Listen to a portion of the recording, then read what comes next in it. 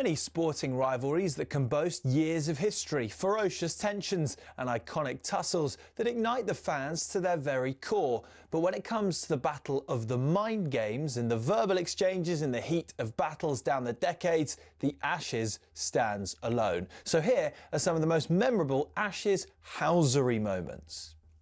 Few figures in Ashes history were despised by the opposition more than Douglas Jardine. He was the granite-jawed architect of the notorious 1932 Bodyline series, which sent shockwaves through the sport that still reverberate nearly a century later.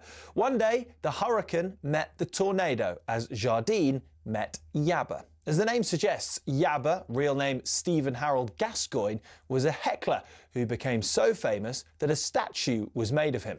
When Jardine was on the boundary swatting away some flies, Yabba yelled the immortal line, "Jardine, leave our flies alone. They're the only friends you've got here." Like Jardine before him, Stuart Broad is another figure who had a particular gift for riling the Aussie public, mainly due to his jaw-dropping survival at Trent Bridge in 2013, when he very visibly nicked off to slip and refused to walk. Broad is somewhat the modern housery king. He officially became a sorcerer in 2023 when his random bail swaps twice bought a wicket with the next ball at the Oval. 3 tests earlier, after that Carey Bairstow run-out, Broad made sure he was right in the thick of the pantomime. Wicketkeeper Ian Healy issued one of the great lines towards Nasser Hussain. When Steve Waugh told Ricky Ponting to field right under Hussain's nose, Healy remarked, "That could be anywhere within a 3-mile radius." Poor Nass. But perhaps the most poetic of sledges came from bowler of lightning bolts Dennis Lillee, about the Yorkshireman of Yorkshiremen, Geoffrey Boycott, about whom Lillee wrote this: "He's the only fellow I've met who fell in love with himself at a young age and has remained faithful ever since." Priceless.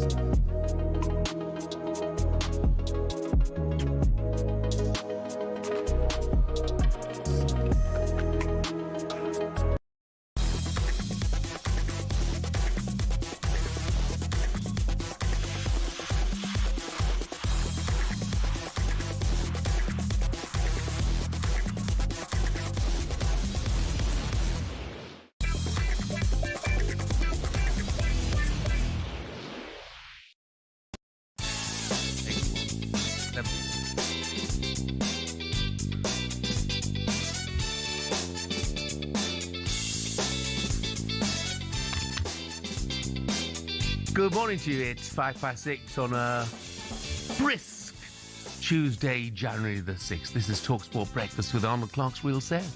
It's the UK's biggest used car sale, and it is now on. Check out arnoldclark.com.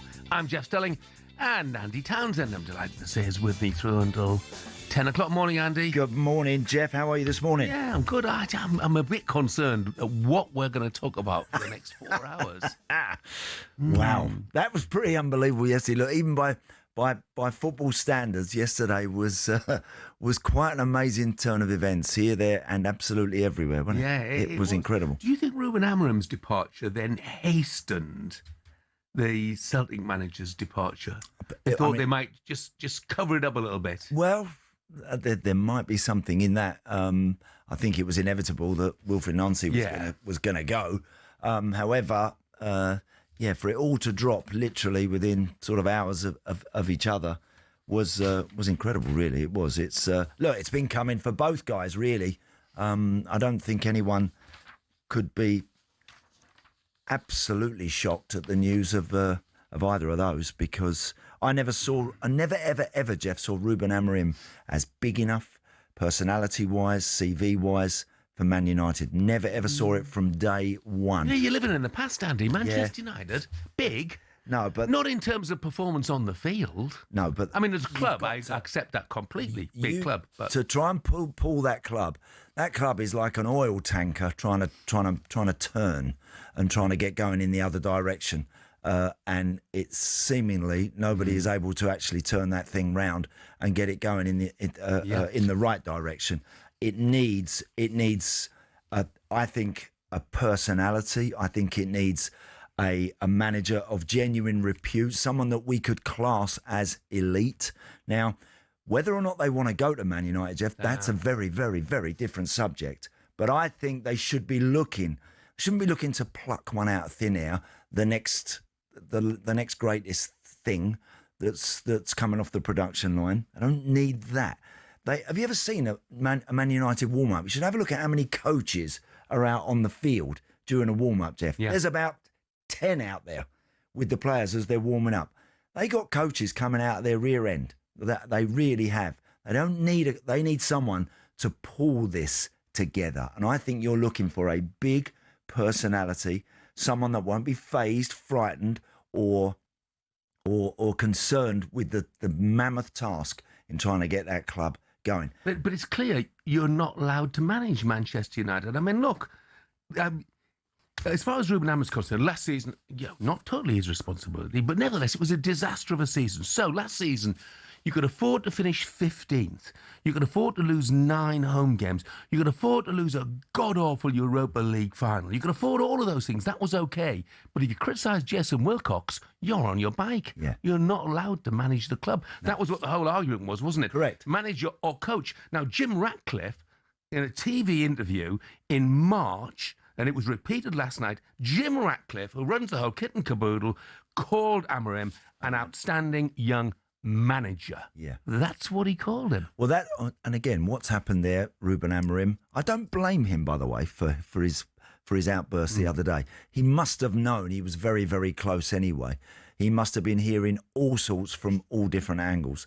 And I really don't blame him for coming out with what he said, because technically he's right. He's come as a manager. There's stuff going around above my head here I don't even know about, and that is not fundamentally right. That's not what we're doing.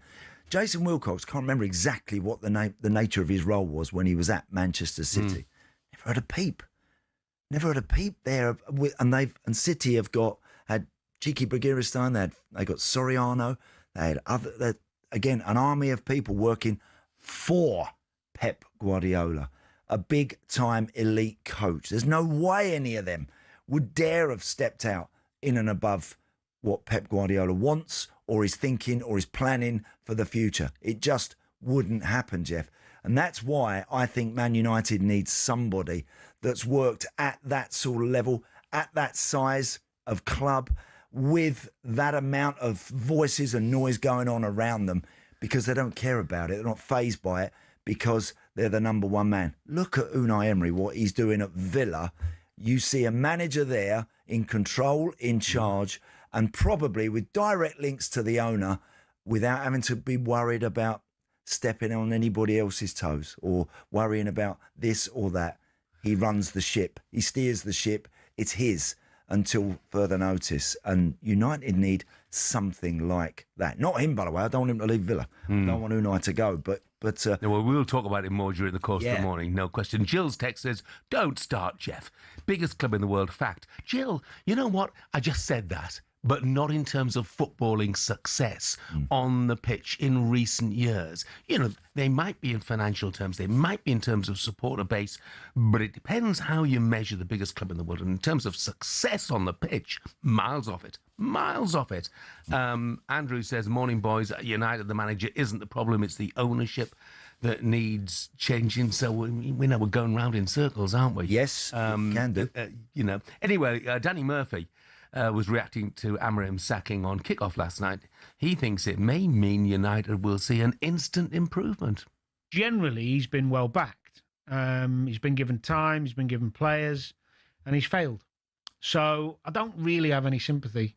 He'll get a huge payoff.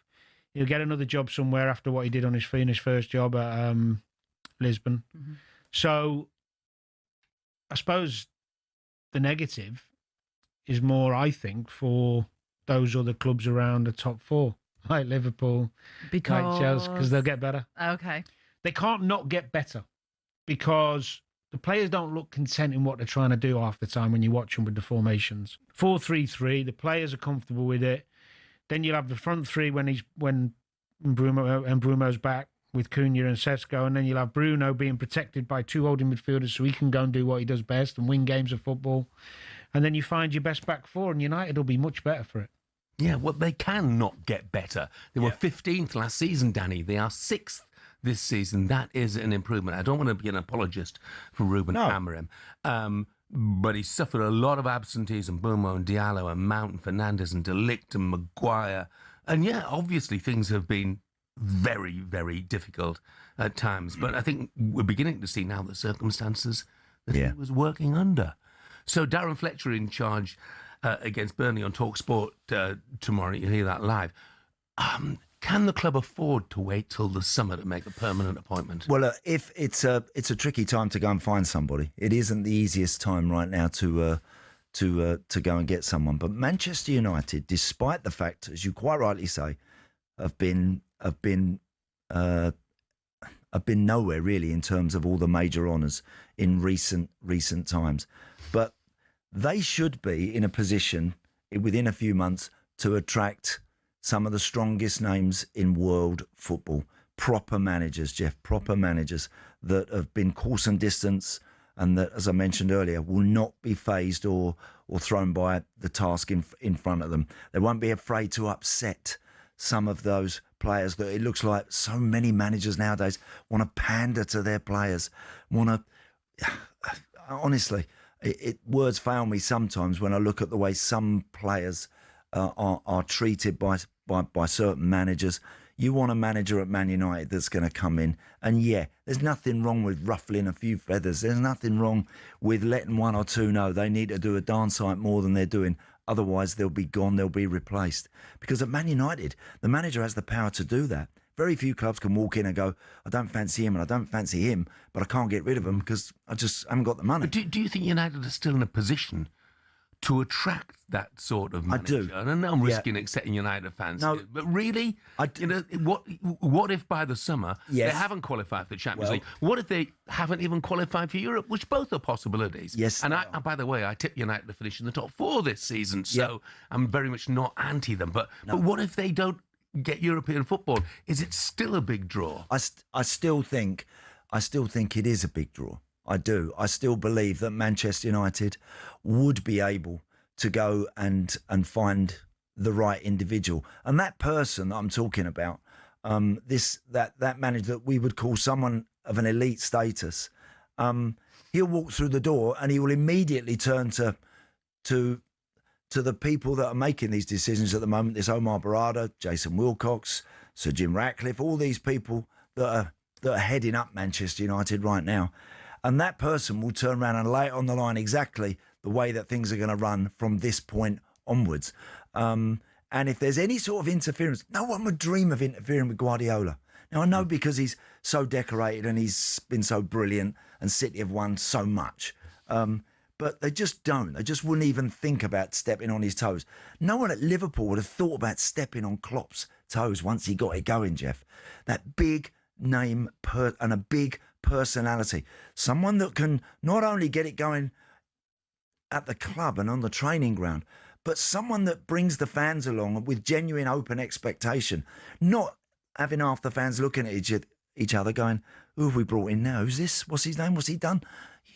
There's too much of that going on in this game. There's so many bluffers out there that are getting jobs in football, all levels, without the credentials to do it. Man United should be after the very best, the most elite managers, and I don't believe that I do believe that if they went for some of those guys, they could land them. I really do. Yeah, it's too tempting. The job's too big. Yeah, I think one of the differences is, you know, that a new manager's not going to be bringing in a director of football who he knows and trusts. He's going to be going in under the current regime, and that just might be an issue. But look, United fans, let's hear from you this morning. What do you want from your club long term now? What kind of head coach or manager is the right person to take this club forward? 03717223344. Rogers texted said, Andy, you talk about a big name character manager for United. Don't you think we need the same at the Bridge? Liam Rosenior is not what we want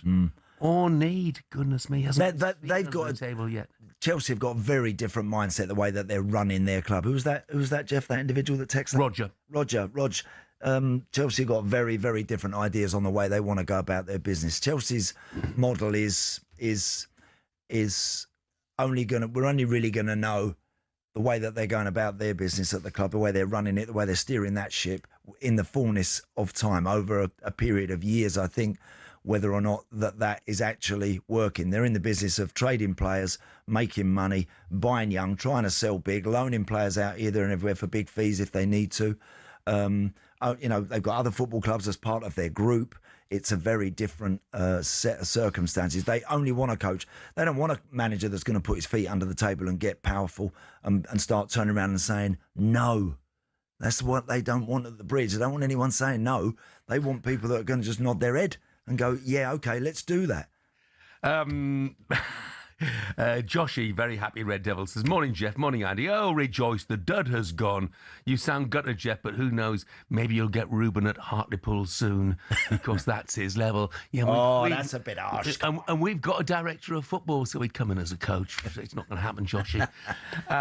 Coming up, we turn our attention from the crisis at United and look at the crisis at Celtic. That's next. At least Rod Stewart is happy. He's gone! He is gone!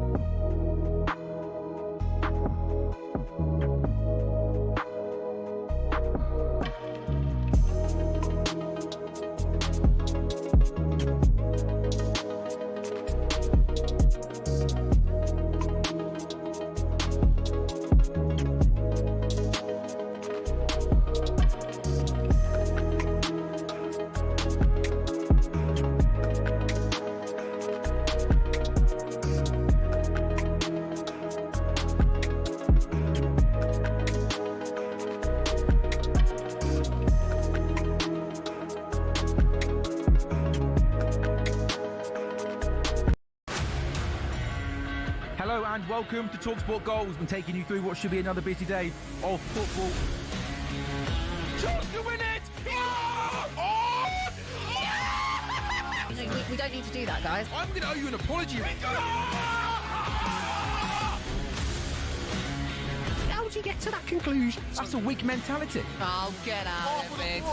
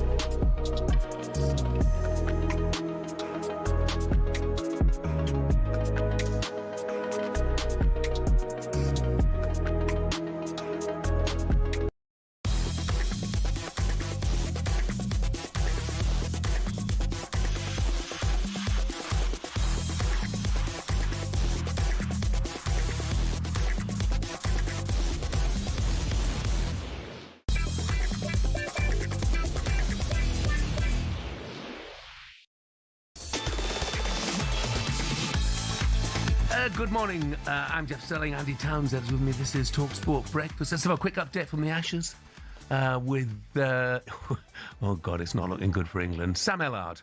Yeah, another bad day for England in Australia. Approaching the end of day 3, Australia 465 for 7, leading by 81 runs. Steve Smith has his 37th Test match 100. He's unbeaten on 112. The day started with Travis Head once again taking the attack to the England bowlers. He made 163 at nearly a run a ball, his third Test 100 of this series. He was well supported in the morning session by the night watchman Michael Neser.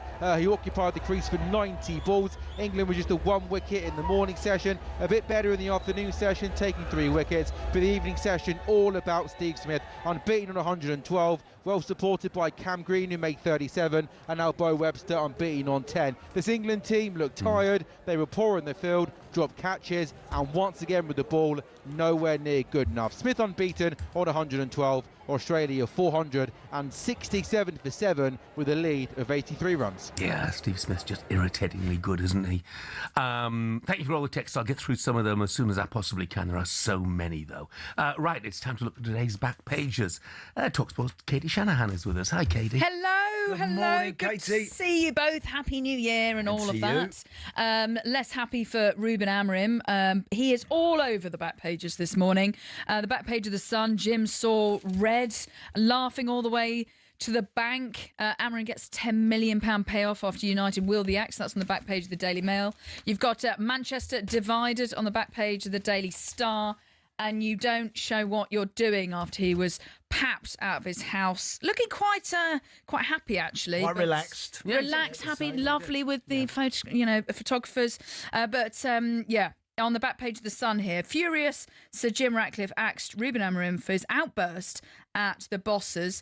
It was announced yesterday after 17 hours after he repeatedly told bosses he was the manager and not the coach. That was after their 1-1 draw at Leeds. Sources claim that he blew up in the meetings when Director of Football Jason Wilcox gave feedback on performances, and Amorim outburst was the final straw for Ratcliffe. Blow-ups with Wilcox. So it seems as though the United bosses had just had enough. And Jeff, I suppose, after reading all about Ruben Amorim and how it happened, do you think, especially after his quotes in the press conference, he was actually kind of wanting this spell to come to an end? Well, I'm not so sure about that. You know, he seemed to be suggesting he wanted to go to the end of his contract. But we mentioned already this morning, the manager-coach situation. Sir Jim Ratcliffe called him the manager. Absolutely, categorically. It's there in Dan Roan's interview. Can't go back on that now. So we all dissed Ruben Amorim by who does he think he is? He was employed as the coach. Well, not in the views of Sir Jim Ratcliffe, he wasn't. He was employed as the manager in the views of the owner. My view was that he wanted to carry on. But look, made a call and you do wonder about pecking order of power these days, Andy, at football clubs. Well, it's not in the manager's hands anymore. No, not in most cases. Anyway. So you have to be winning, Katie. And we were talking about the relationship that Unai Emery has with Damian Vidagani and those and the powers that be at Aston Villa, and no doubt the relationship Unai has with the owners right now, because his team are playing outstanding. They're winning matches. Ruben Amorim wasn't winning enough games. Had he been winning enough games, clearly he might have been able to win a few of the battles with Jason Wilcox. He might have been able to turn around and say to Jim Ratcliffe, Jim, I need you to nod your head on this player that I want coming through the door, not that one. But unfortunately, he was not in a position of strength. And then you start taking the club on, it's only going to end one way. Yeah. So I think he knew full well what he was doing, Katie, at the weekend. And I think he brought it to a head with an inevitable conclusion. That was a back me or sack me Correct. call, quite clearly, wasn't it? And he hasn't quite done enough. Jeff's right. When you actually analyse the cold facts, when you see him in 6th position, only 3 points off the top 4, they are absolutely in the running for a top 4 spot. They are, but he's for whatever reason, he's never been able to consistently stitch anything together to convince anybody. And certainly the players have shown that recently, that they're moving in the direction that suggests they're going to be a top 4 team at the end of the season. On the back page of the Daily Star, they got pictures of Oliver Glasner, Enzo Maresca, Mauricio Pochettino and Thomas Tuchel. Gary Neville thinking Thomas Tuchel would be a good fit because it would mean that, however, even though he's taking charge of England at the World Cup, it would mean that he would come to Manchester United late for pre-season, same as Mauricio Pochettino. But Oliver Glasner in there as well. Enzo Maresca obviously available. Simon John saying Unai Emery would be a good fit. But would he leave Aston Villa? I don't think so. I don't think he would. I think he has all the cards absolutely in the right place. He's got a better team for a start off. Manchester United is a bigger club, but Unai has a better team. He has total control. He has full support.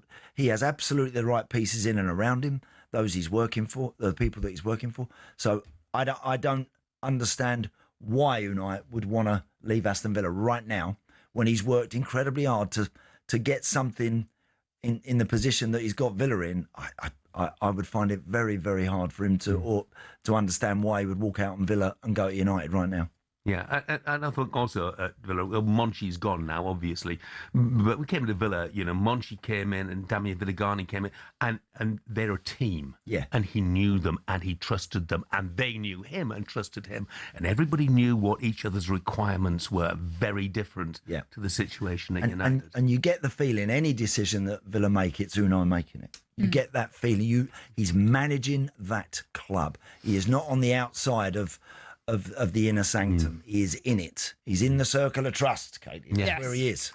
Katie, sorry, time has beaten us. Thank you very much indeed. Ben, who's in Chiang Mai in Thailand, very nice, says the United hierarchy won't hire a top manager who will go against the board. They will go for a person who will do what they say. Now that, Jeff, is a very good point. That is a good point. We're all assuming what manager wants to go there. What do the club want to do, Katie? What do they really want? Do they want a manager to challenge them, to come in and test them, to come in and push them to the absolute last degree in order to get success? Or do they want their bat and ball and hang on to it? And that is a very, very good point. And we'll soon see the answer to that question. After Darren Fletcher's interim period, we will see what sort of manager they want to go for. Thanks, Katie. Up next, we'll be asking the question, is it impossible now to be a football manager in the style that Alex Ferguson was? And why is that? We'll be discussing that next.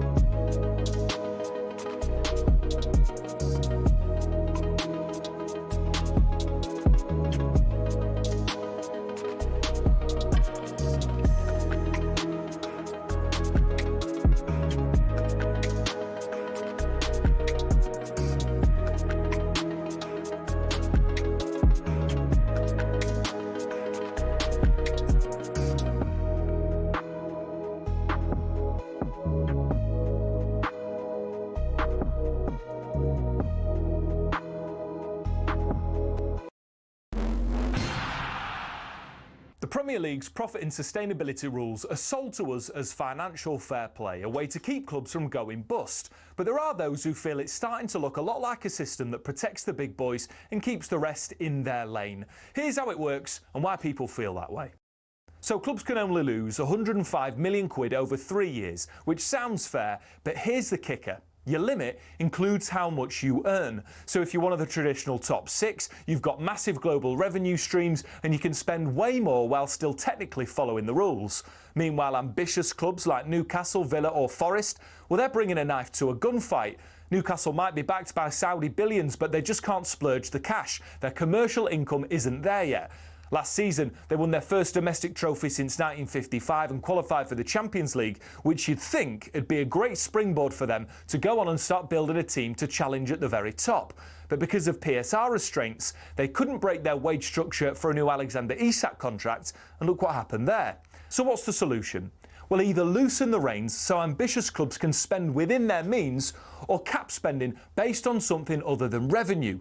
Otherwise, we're just watching the same 6 teams swapping silverware most seasons, and that, folks, ain't what the Premier League was built on.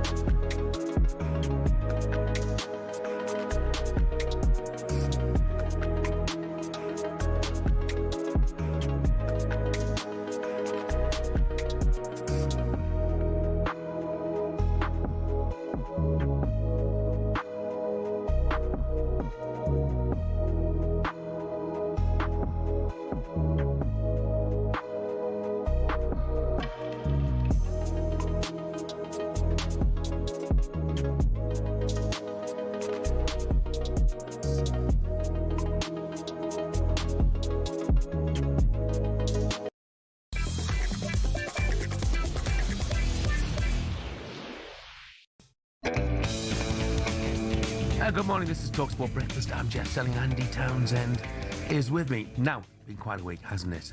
Ruben Amorim sacked, along with Wilfred Nancy on the same day. Enzo Maresca gone less than a week ago, and the pressure mounting on managers right across the game. It sort of feels like the hot seat has never been hotter. 5 Premier League sackings or departures during the course of the season so far. The question I wanted to ask, really, Andy, was, the debate between Ruben Amorim and the Manchester United hierarchy, between Enzo Maresca and the Chelsea hierarchy, if you like, made me wonder whether in this day and age you can be a manager anymore. Can you be a Brian? I think I know the answer. Can you be a Brian Clough or an Alex Ferguson anymore? Can you be the man who watches the players, signs the players, handles those players? Or are those days consigned to history? I think that's very difficult at the top level of the game to manage in a fashion that we used to see so many years ago. I think it's very, very difficult, increasingly less likely to be able to manage like they once used to, as you say, running it from top to bottom, knowing where everybody was 24 hours of the day, having the sort of holding players, having a fear around the club that the players were always wary of you and worried about you, and it's very difficult now. These players are multi-millionaires. They're not fazed by the threat of not playing anymore. They're used to not playing, most of them. A lot of them don't care whether they're even playing half the time, to me. So it's very difficult to frighten individuals like that and to use a bit of fear as a tool nowadays that was so often prevalent back in my day. But I get the impression that Mikel Arteta and to a certain extent Pep Guardiola do just that they run the clubs. Correct, they do. Obviously, Mikel we don't know what happened with Edu, but Edu kind of went in a puff of smoke and he was out the door pretty sharpish. So clearly, Mikel Arteta won that particular battle, Jeff. And the reason why, because he's winning games more often than not. Pep, with his CV and what he's done at City, no one's going to challenge any of his thought process at City. If he wants something and he wants it bad enough, gets it. Nobody's gonna cross swords with him. So those guys have earned, if you like, the ability to be able to call the shots and make the deals happen that they want and turn their nose up at the ones that they really don't want coming through the door, despite others around the club thinking that it would be a good idea. If those guys don't want it to happen, then it doesn't happen. So, but there are very few, very few of us. I don't think there's always been a load of managers in that position, Jeff, that have been able to really call all the shots at a football club. But certainly now it's there are very few around. But how recently has the rise of the director of football and the increase in his power, how recently has that become a fact? Because it's right through football. And I use the point again, National League, Hartlepool, my team, we have a director of football. It's right throughout the game now. It is. And up to now, there hasn't been enough. I think one of the things that football managers have always been a little annoyed about, concerned about, there hasn't been enough accountability in that role of the sporting director. How many goes do you get, Jeff, to make your club, to get success at your club? How many are you entitled to as a sporting director? I mean, it's seemingly you can have 5, 6, 7 managers under the same sporting director or directors and still be there. And yet that can't be right either. If all of a sudden sporting directors now, and some of them are getting paid very well for their efforts, incredibly well for what they do, then there has to be genuine accountability in that role as well. So I would think now for someone like Jason Wilcox, right, who's coming at United, he's obviously going to be he's going to be a fundamental part in who's going to come through the door in the summer, should it not be Darren Fletcher long term. How many goes does he get at trying to get it right for Jim Ratcliffe? I would think that that's going to be less and less over the next few years. I would think you'll get 1 or 2 goes. Paul Tisdale at Celtic, I mean, how he even got the job is, words fail me. I don't understand how he got the job of director of football at Celtic. He's had 1 go with Wilfred Nancy, such a disaster. He's gone as well. Yeah. I mean, obviously it can work. The director of football model can work. I mean, I'd look at somewhere like Brighton and it obviously works perfectly well there, probably at Sunderland. But you can understand why, from a management perspective, people want their fate in their own hands. Now, I wonder in certain situations, I don't know the answer, if managers are even consulted on things like transfers at times. The reports are, aren't they, for example, that Ruben Amorim didn't really want Šeško. He wanted Ollie Watkins. Right. But the decision was made out of his hands. To go for the younger guy, to go for the young one that's potentially got more return and return on investment or whatever, as opposed to someone that's tried and tested, scores goals on a regular basis. So the director of football's priorities might be very different to the manager's. Yes, they are. And again, unless there's that synergy at the very top, unless you're working for and towards what the manager is thinking, then you are always going to be on a very slippery slope. I think as a manager, coach, you can call it what you like. If you feel that those people in and around the club are working for the chairman rather than working for you, now I know that sounds strange because Jim Ratcliffe employs them all, he and the Glazers, but it's true. Those guys have to be working. You must genuinely feel as a manager when you can't go to bed of a night, shut your eyes and think, what are they doing this lot? What am I going to walk into tomorrow morning? You can't. That's never ever going to work. The clubs where there's success usually find that they've got it right in those areas upstairs. That those people know their roles, they stick to their roles, they can all be good at them, and they can all get on. They can have arguments, they can have disagreements, and they can bang their heads together. I'm sure it happens on a regular basis, even for the Guardiolas of this world. But ultimately, one voice and one person should be in control of that scenario. Has to be the manager. If you take the Chelsea job, Liam Rosenior, good luck to Liam. I hope he does well. Genuinely do. If you take that job, you know what you're going into, Jeff. There's no arm up your back when you're walking through the door. You know what you're walking into. Liam's going to be given players. Yeah. He's got to get on with it and try and make it work. not easy, not an easy scenario. He can't possibly turn it down. He can't possibly walk away from a position like Chelsea. So I wish him all the best, but he's going to need it there because there are so many voices in and around Stamford Bridge now above you.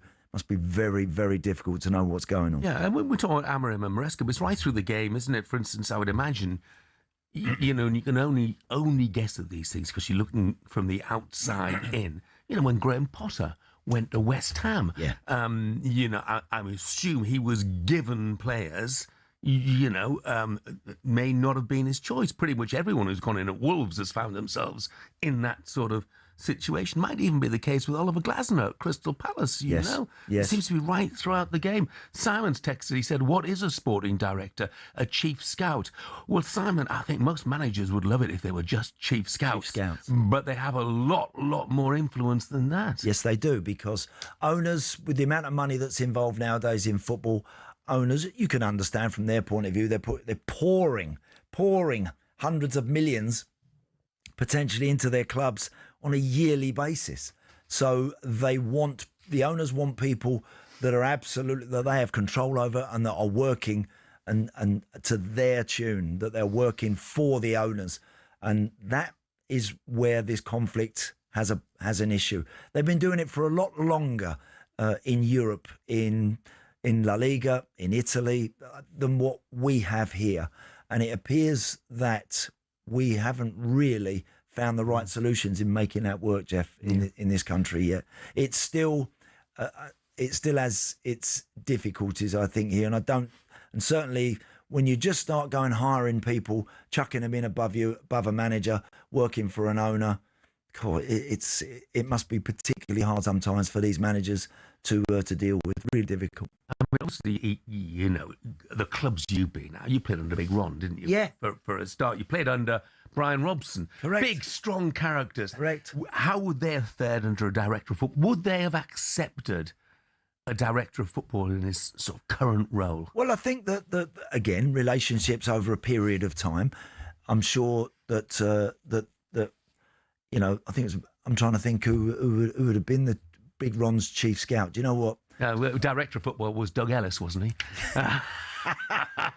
Yeah, well, there you go. That's what, if Ron wanted to sign a player, he would have gone straight to Deadly, and he would have said, "That's what I want. This is the player that I want. I want this one done, Chairman. And I want." And of course, Doug would have shook his head and Joe turned his nose up. That sounds a bit pricey. That's this, whatever. And I remember when I left Villa, Brian Little was the manager, and I got on great with Brian. Brilliant football man and a Aston Villa legend. I wanted an extra year on my contract. Brian said, "Doug ain't going to give it to you." Now, and Brian had battled away and wanted me to have that extra year. Chairman was never going to give me it, Jeff, at 33, and you don't get it. Some of those battles you win, some you lose. But I think that nowadays it's very, very difficult for some of these guys walking into these positions to genuinely feel like they have control. And the difficulty is, can you imagine the United players? Because they'll hear things, they'll know things that are going on around Ruben Amorim, and it leaves them, those coaches, isolated. It leaves them weak in the dressing room amongst the players. It leaves the players, some of them saying he'd be gone in a couple of weeks, he'd be gone in a month. I've heard the gaffer's on his way. I've heard he's on his last legs. You know, it does. That's the problem when you have this power above the manager at a football club. If you don't get it right, it isolates your coach and he's got nowhere to go. Yeah. But we'd all do it. We would indeed. Exactly. I tell you what, I wouldn't mind that check that Ruben's getting this morning. Yeah. Just very briefly, Roger from Mansfield said, it may not be common, but the stats should tell these owners they're wrong. Look at it this way. All the most successful teams over the past 30 years, Chelsea aside, as they're alone to themselves, but the rest, Man U, Liverpool, Man City, etc., have had their most successful times with longevity with Ferguson, Wenger, Arteta, Klopp and Guardiola. Yeah. They have also had virtually full power, answering only to the owner. Why can't these owners see it? Roger, thank you very much indeed. Right, still to come on breakfast. Superstar Breakfast preview on talkSPORT with Travis Perkins. Download the new improved app to easily manage your accounts and quotes. With Ruben Amorim now on his way back to Portugal, the debate has already begun over who should take charge at Manchester United. United fans, over to you. Who do you want to see in charge and why? 03717 223344 is the number. Let us know what you think. And that was our breakfast preview with Travis Perkins. Superstar Breakfast preview on talkSPORT with Travis Perkins. Get free next day track delivery. Head to travisperkins.co.uk or download the app.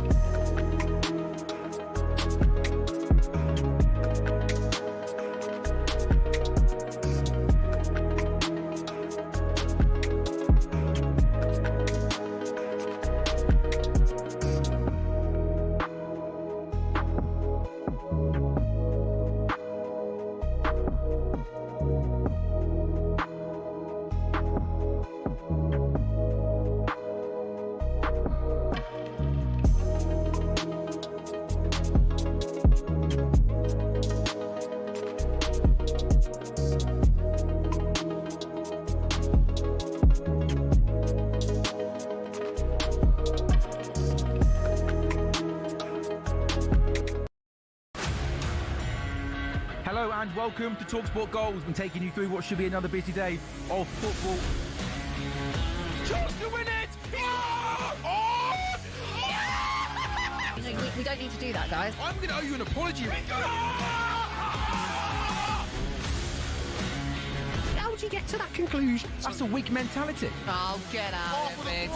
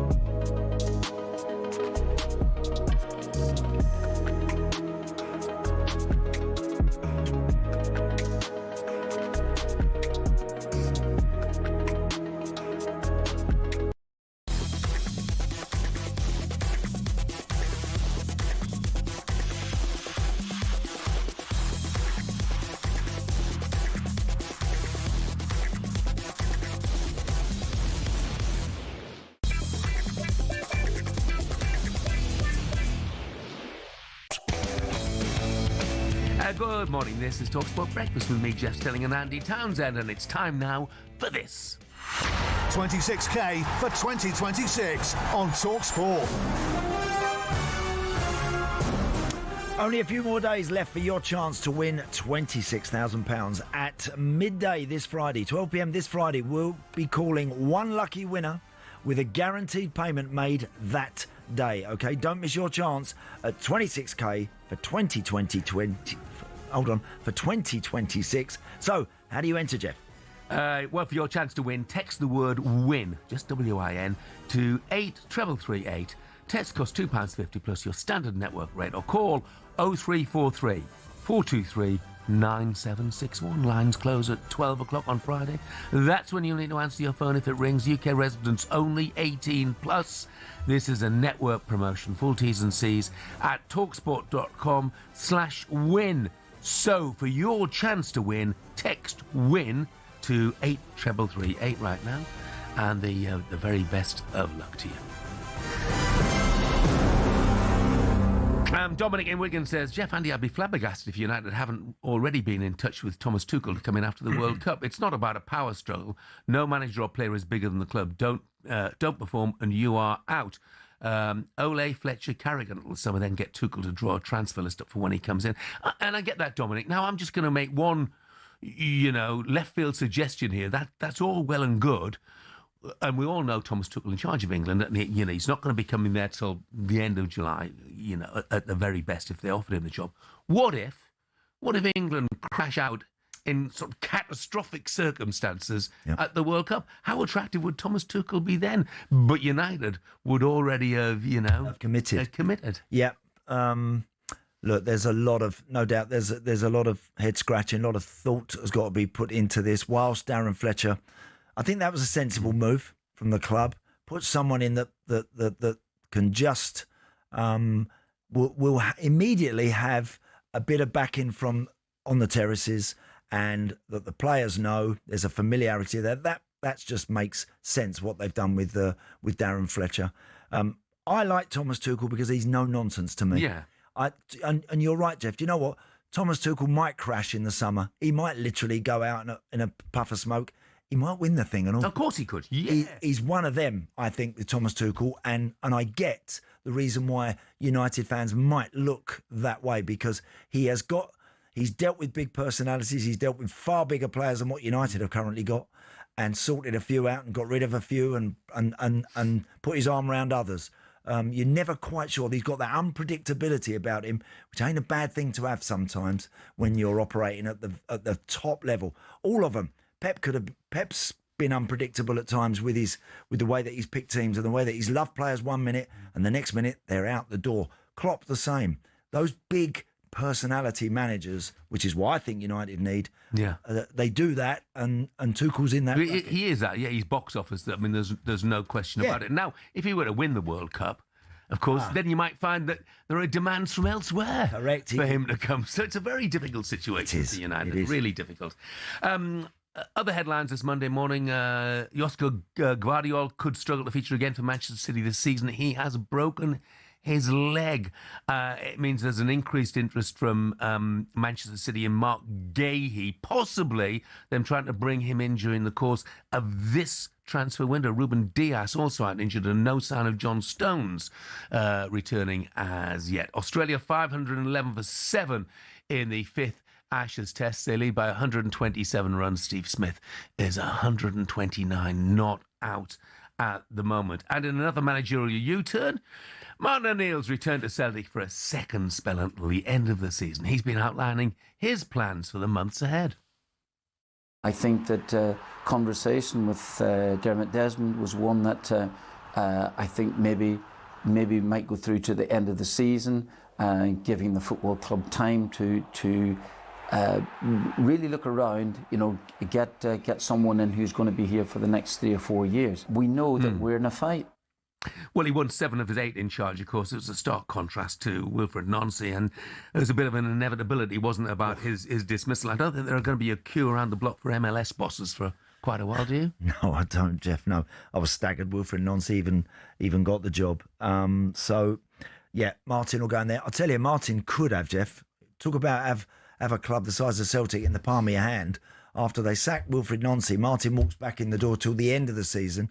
He could easily have turned around and said, I'll tell you what, I'll come, but I want a year plus what's left of this season. I want a 1.5 year deal. he could easily have, I think, done that and probably got it.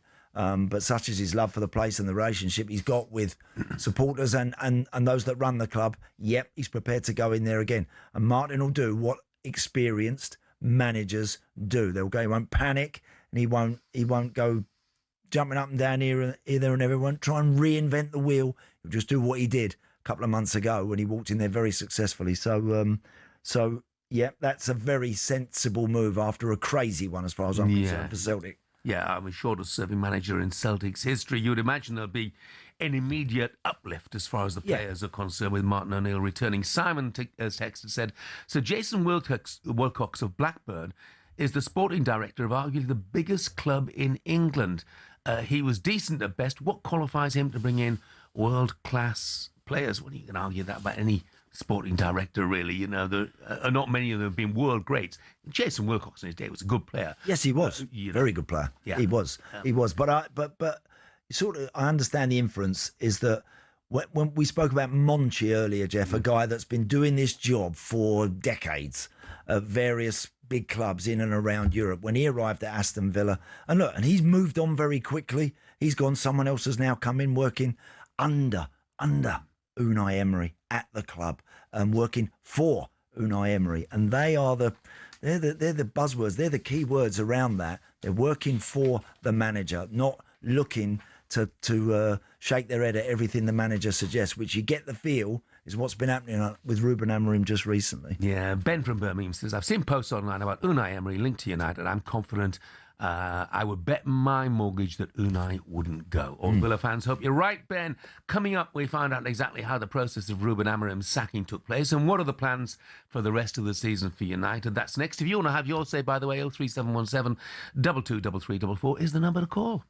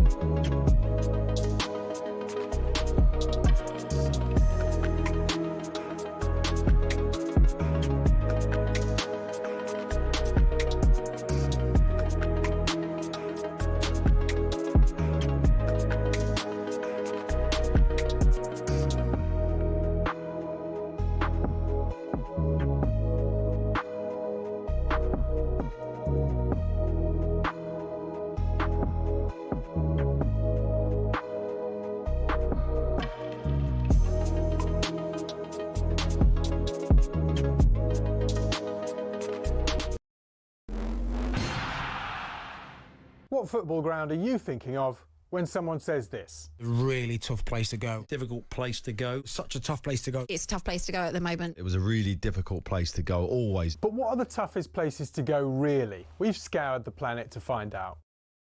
Forget a cold, wet Tuesday night in Stoke. Try playing in a blizzard 220 miles inside the Arctic Circle at the world's northernmost professional club.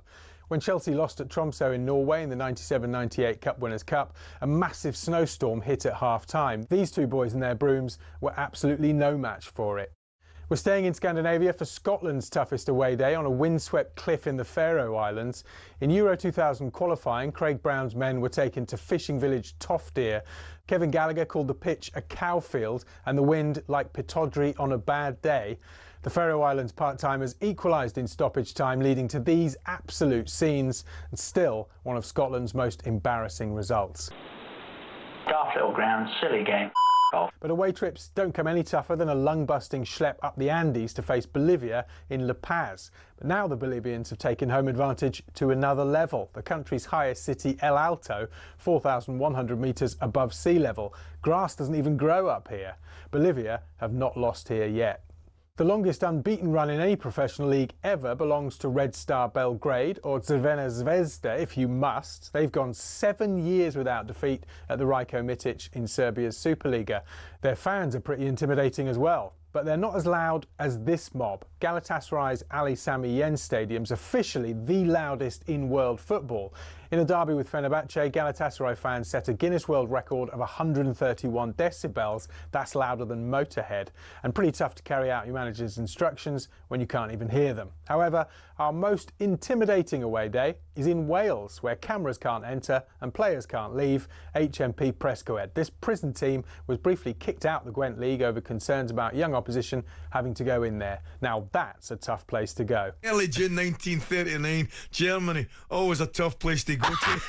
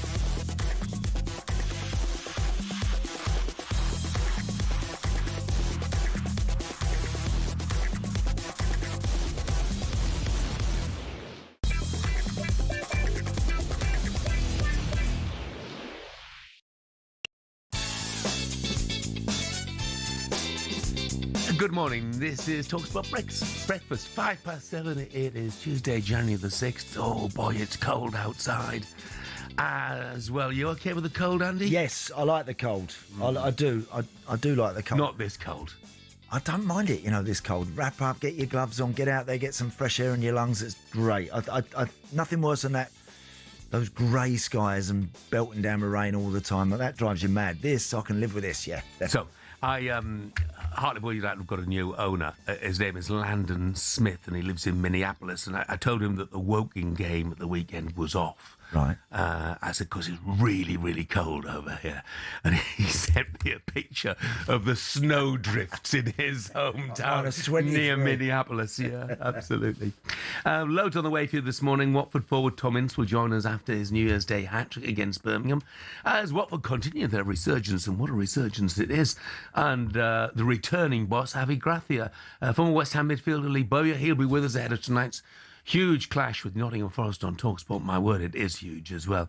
And former Celtic striker John Hartson will react to his old gaffer Martin O'Neill returning to Parkhead for a second time this season. Before all that, though, Manchester United pulled the plug on Ruben Amorim after just 14 months in the job. Here's how talkSPORT reacted as that huge news broke. Ruben Ruben Amorim has been sacked as head coach at Manchester United. What was the point of Ruben Amorim? You've had 14 months of him saying rather absurd things and then seemingly get himself together, and then boom, he turns it upside down. When it's becoming so public as it was, you thought that he was on borrowed time. Don't know what the answer is. Even before Amorim came in, I didn't know what the answer was. There's too many chefs trying to stir the broth at Manchester United. It was too big for him. He wasn't good enough. When you look back at Sir Jim Ratcliffe backing him, and less than a year after that statement gets rid of him, now we're in a position where Ratcliffe has to make the right appointment. It didn't seem like the right fit from the start. It seemed like he was gagging to get fired, and he's been fired. Could it be because he had suspicions, maybe that talks have already taken place with a potential replacement, and maybe that potential replacement could be Enzo Maresca? Enzo Maresca, I'll just get a quick reaction for you. No. You know, Man United. So linked with Manchester City, if he went and loses his first couple of games in charge, United fans would be absolutely outraged. I said Enzo. I think I think a young rookie coach walking into a job like Chelsea, I thought Enzo actually did, on the face of it, a reasonable job, a decent job. But no way should Man United look for that sort of guy moving forward from this point. That would be, in my honest opinion, the absolute worst thing they could possibly do, Jeff. They need something far more substantial, with the greatest of respects, than Enzo, than a bright coach. I said earlier, say it again now on the hour, they've got a million coaches at Man United. And whenever you watch a Man United game and you watch them warm up before a game, there must be 15 coaches out there putting their players through their paces. They need somebody to bring that together, one voice, one strong, powerful voice with a big CV, and is not afraid of pandering, or doesn't want to pander to players, not afraid of them. That's the sort of character Man United need, not a young, bright coach. They've got tons of them. Darren says Unai Emery gets offered the Man United job, he will go. As a Spurs fan, we've won 3 trophies since Villa won their last trophy 29 years ago. Villa fans, wake up, he'll go. Let's get the thoughts on all of this from the Athletics Manchester United writer, Laurie Whitwell. Morning, Laurie.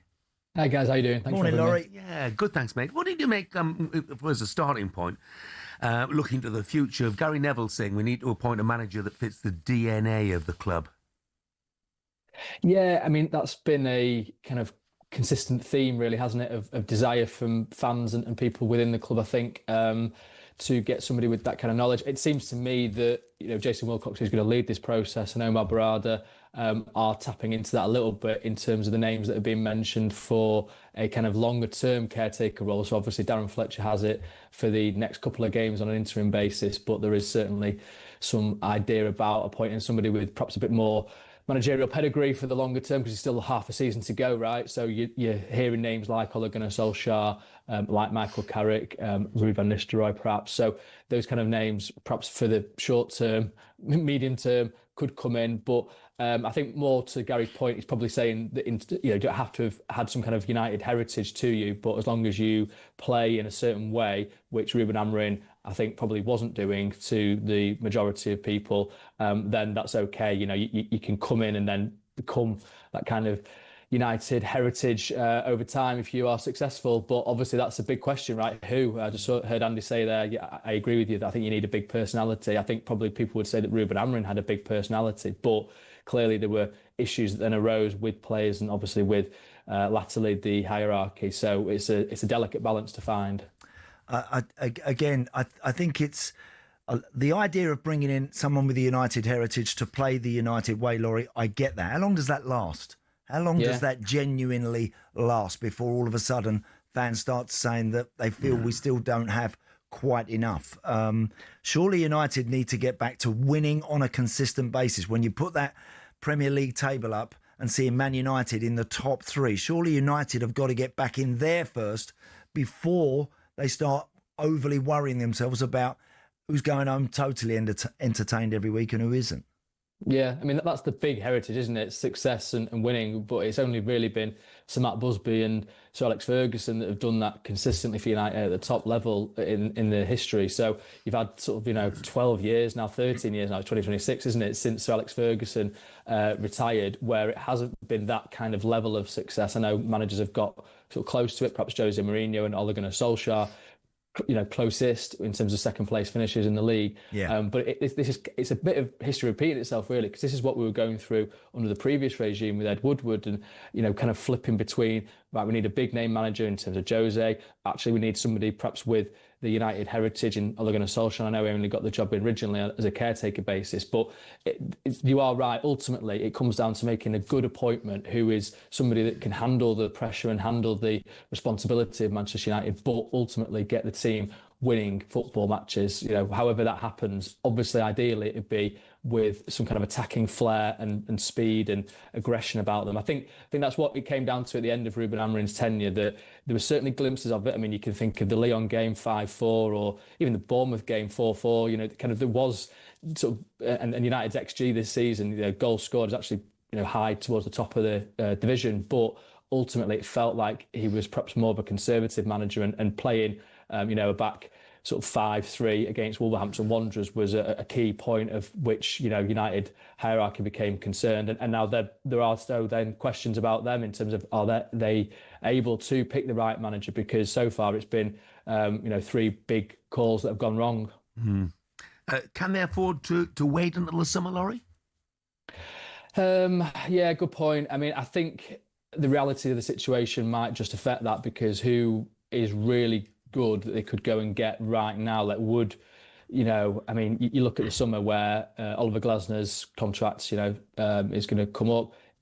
Could he be in the mix? Is he good enough? You feel like, he's done good work at Frankfurt and Palace. He's won stuff. So you've got that sort of tick to your CV. Iraola also, Marco Silva, that they're all available, you'd think, at the moment in the summer, if they don't sign new contracts. And then I heard you mention Unai Emery earlier as well. Clearly he's a kind of guy that has that personality to him, but he would want a lot of change, right? He kind of runs Aston Villa entirely. So would they really be willing to give over that kind of control? That's the kind of control that Ruben Amorim felt that he wasn't getting, in the final stage of his tenure. So yeah, but can they afford to do it? I mean, listen, let's see.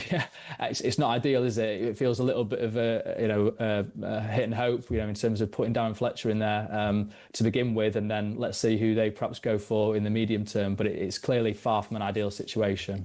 Laurie, thank you so much. Thanks, Laurie. Cheers, guys.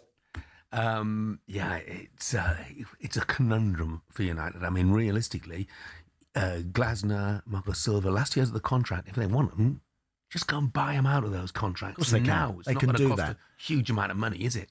Darren Fletcher, by the way, good luck, because yes, he comes over as a really good guy, but he's got a tough run. Burnley away. Then Brighton at home in the FA Cup. Brighton got a good record at Old Trafford. Then it's the Manchester derby at Old Trafford against City. And then it's Arsenal away. So those are the next 4 matches that he's going to face. Do you know, Jeff, and again, Darren has been around United all his life. In fact, his boys now are on the edges of getting in the team, which is a lovely moment for him and his family. For Darren now getting this job, simplify things a bit. Simplify it. Doesn't have to go in there, and he'll know he's experienced enough boy.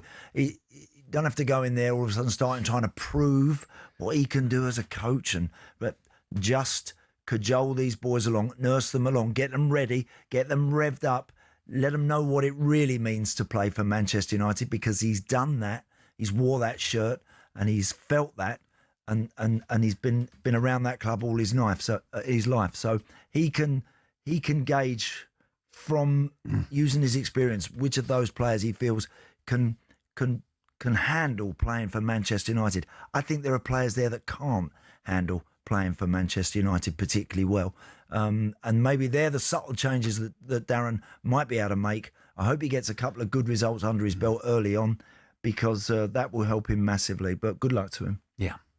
Coming up, we'll focus on the injury crisis in Man City's defence and whether they have to sign Mark Gay here in this window to save their season. That's next.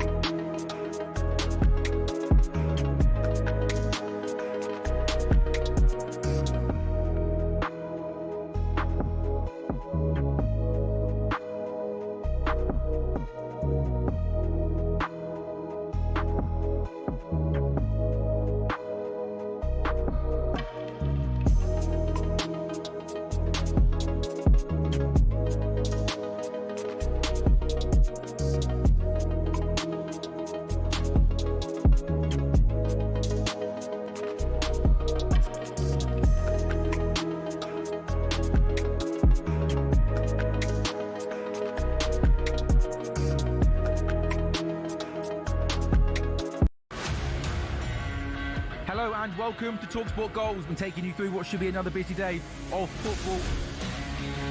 Chance to win it! We don't need to do that, guys. I'm going to owe you an apology. How did you get to that conclusion? That's a weak mentality. Oh, get out of it.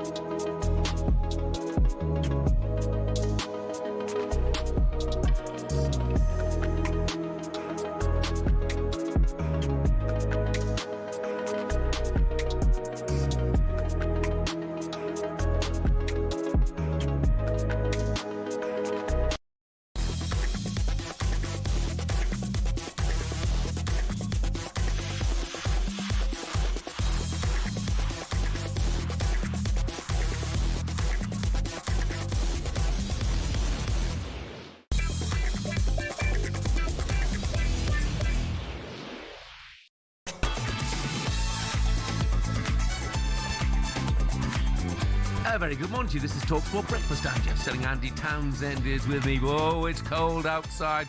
Russ in Eastbourne says, morning, chaps. Couldn't agree with Andy more about this cold weather because he loves it. Jeff, can I just say, the amount of men that go to work with shorts on, right, and it doesn't matter what the weather is, the amount of guys I see walking, like a lot of the, whether the builders, whatever, you name it, this weather, they're going to work with a pair of shorts on. I take my dog out in shorts. In this, I can't be bothered. I spend my life in shorts at home. I can't bother to get changed every time I go out. Yeah. Well, I don't know. I just think, you with all this flus and stuff knocking about, a bit of cold weather is great, and it's I think get rid of all that. I don't think Russ is in his shorts anyway. This is Russ from Eastbourne. He said, I'm currently walking my dog Buster on the downs near Eastbourne, wrapped up but keeping warm with talkSPORT playing on my earphones. Give it a try. Invigorating, he said. Ross, I'm going to take your word for it, okay? Right, Katie is back with us. Hi, Katie. Hello. What a great name for a dog, by the way. Buster. Love that. Love that. Well, his Buster's got to be a Staffy, or he's got to be something like that, hasn't he? Yeah, you're right. I can picture him right now. He's not. He's not a poodle, is he? He's not. Buster ain't a poodle, Jeff. You're quite right. Right, you'll be pleased to hear we are moving on to something a little bit different because Man City are weighing up a January move for Mark Gay from Crystal Palace. This is after Josko Guardiola suffered a broken leg in their 1-1 draw with Chelsea at the weekend. So he's got to have surgery, and Ruben Diaz is also injured. So first of all, before we get into the Gay move, is he the right fit for City? How big a blow is losing Guardiola to City's title race? And if they don't replace him, how much will they suffer? It's a huge blow. It's a significant blow. He's versatile. Guardiola's played left back, left of 4. He can play, obviously, as a centre half. I was commentating on the game at the weekend. I was at City. And when he went down, he's not the sort of player. You know certain players are rolling around and staying on the floor when there's nothing wrong with them. He is not one of those. When he went down, he stayed down, Katie, and I thought he looks like he's in trouble. And he actually sort of walked off, helped by some of the physios and the medical team at City. But that's a real blow for him. World Cup year as well. That's a real shame. So best of luck to him in terms of getting fit and getting back as soon as he can. Yeah. Back page of the Sun here with the club saying that Guardiola suffered a tibial fracture in that game. So very, very painful indeed. Yeah, it's interesting though, because he'd be a perfect fit for City. Where's that little Liverpool who've been linked with him for so long and desperately need central defenders as well? And look, whether there has been an agreement between Liverpool and Mark Gay, his advisors, and him, who knows? All of a sudden, that can go up in the air a bit if another big team like City are waiting and want to do something. So very interesting what's going to happen over the rest of this month for sure. Well, it's interesting about timing, isn't it? Because does Mark Gay wait to go to a European giant? Real Madrid, Bayern Munich, Barcelona, Inter Milan and Atletico Madrid are all the European clubs that have shown interest in signing Gay. So, Andy, if you're Mark Gay, should he wait for the summer or go to City in the January transfer window? I think with Man City, the chance to work with Guardiola whilst he's still there, I think is a huge attraction for a lot of players. I think it would be fascinating to understand exactly what makes him tick and how he works. Having said that, Katie, I get the feeling with Mark Gahey, he's been absolutely cool with the fact of letting it run out. There's always a worry sometimes for a player when if that's Mark Gahey, and God forbid that happens, but if that's Mark Gahey that breaks his leg going into his last 6 months, you can find a very different set of circumstances awaits you in the summer. But it looks like he's already made his mind up to go down that road, to see it out, and then literally have, and he will do. You would think he's a definite starter for England. You would think he's going to have the pick over half a dozen of the very biggest clubs out. It surprises me just a little bit, because I know as a free agent he can then call the shots. But he's not going to get too shabby an offer from Man City, is he? Correct. He's not. And look, he may well, Jeff, he may well think, you know what, to go to City right now when they're possibly win the title. Possibly, but they're going to be certainly in the chase for it. Yeah, and he can, and that might sharpen his game up just that little bit more, find even a little bit more than we've seen from Mark Gahey up to now, which would stand him in very good stead for a World Cup in the summer under Tuchel. So, yeah, there's a lot of reasons why it would be a very, very good decision, good move for him. But I don't know, I think he's just gone into he's now into his last 6 months. And I think that's a very attractive proposition for a very good player to maybe let that ride. But we'll see. City seem to be doing well if this pulls off in the January window. What with Antoine Semenyo, linked with City and Mark Gahey as well, they seem to be doing good business. But I suppose on the flip side, Jeff, if Pep Guardiola doesn't get Mark Gahey and City don't win the title, do you think that's it for Pep Guardiola at Man City? Ooh, I don't know. I think he's finding things tough at the moment because by Manchester City standards, things are pretty threadbare. You looked at their bench at the weekend, and in terms of, we're talking about defensive options now, in terms of attacking options, on the bench he only had Doku, and that was it. Yeah. So, and he has looked a bit disenchanted. But then again, Pep often looks disenchanted if things aren't going his way. What I did think was that the worst job in the world at the weekend was having to go and interview Pep after they've conceded in the 94th minute against Chelsea. I mean, you wouldn't wish that on your worst enemy, would you? He is one of the hardest managers to interview. Yeah. I've done it a number of times, and you have to stare him in the eyes for the whole interview and make sure you're engaged, because if you don't, he'll give you a one-word answer. Well, there you go. So, I mean, they've got Kushinov, who's a young, pacey... again, he's played fullback and I think is a centre-half by trade. They've got him. So, again, Pep's never been afraid to blood good young players. He's never been afraid of that. Might have to now over the next few weeks until they get something else sorted. Andy says, morning, Jeff and Andy. I'm on the outskirts of Manchester. I've just seen a penguin wearing a Berghaus jacket. Am I wearing shorts? Absolutely I am. Northerners are made differently, Andy. And Russ has been back on. Buster is a oh no, cockapoo. Brilliant. Amazing. I bet he's the toughest cockapoo in town, though, eh? He's got tattoos on his chest. I tell you, Buster, let me tell you. Brilliant. Thanks, Russ. Enjoy the walk with Buster. Katie, thank you very much. Coming up, we turn our attention to some positive news for a change at the football club. Watford are flying once again under Javi Gracia, and Tom Ince is at the heart of it. He'll join us next.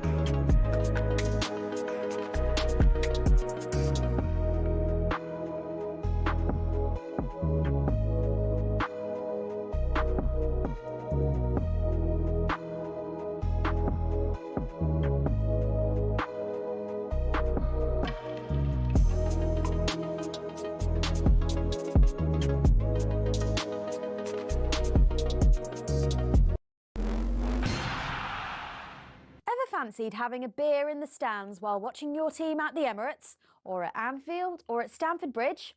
Well, this season you actually can. Drinking alcohol in the stands at Premier League games may still be illegal, but the Women's Super League is doing something different. And here's how we got there. Back in the 1980s, football had a serious image problem. The sport was plagued by violence, pitch invasions and beer-fuelled chaos. Then, in 1985, Margaret Thatcher's government stepped in. They introduced the Sporting Events Control of Alcohol Act, banning alcohol in view of the pitch across England and Wales. Since then, many fans and clubs have called for the law to be relaxed. But despite attempts to change things over the years, authorities just haven't been convinced fans can be trusted. But in January 2025, something did change. The Women's Championship, now called the WSL2, launched a trial allowing fans to drink in the stands. The reasoning? Well, fans at women's matches tend to behave differently. Less aggression, more family-friendly vibes. As a result, select WSL and WSL2 stadiums are now allowing fans to drink alcohol in view of the pitch. It's been a landmark move showing growing trust in fans and recognising that women's football is building its own culture. So could the men's game be the next to leave the 1980s behind? Well, maybe, if fans can prove they can handle a pint without pitching it at someone. Yeah, don't hold your breath. Until then, it's Bovril all around. Cheers to that.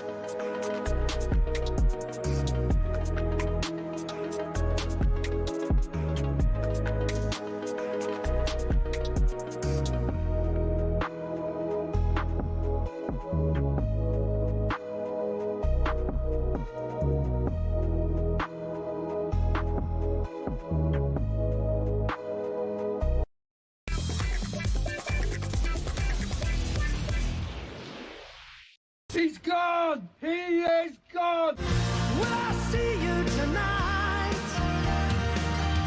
on a downtown train? Morning, this is talkSPORT Breakfast with me, Jeff Stelling, Andy Townsend and Donald Clark's Wheel Sir. There are huge savings to be had on over 20,000 used cars. You heard Rod Stewart's delight that Wilfred Nancy has gone.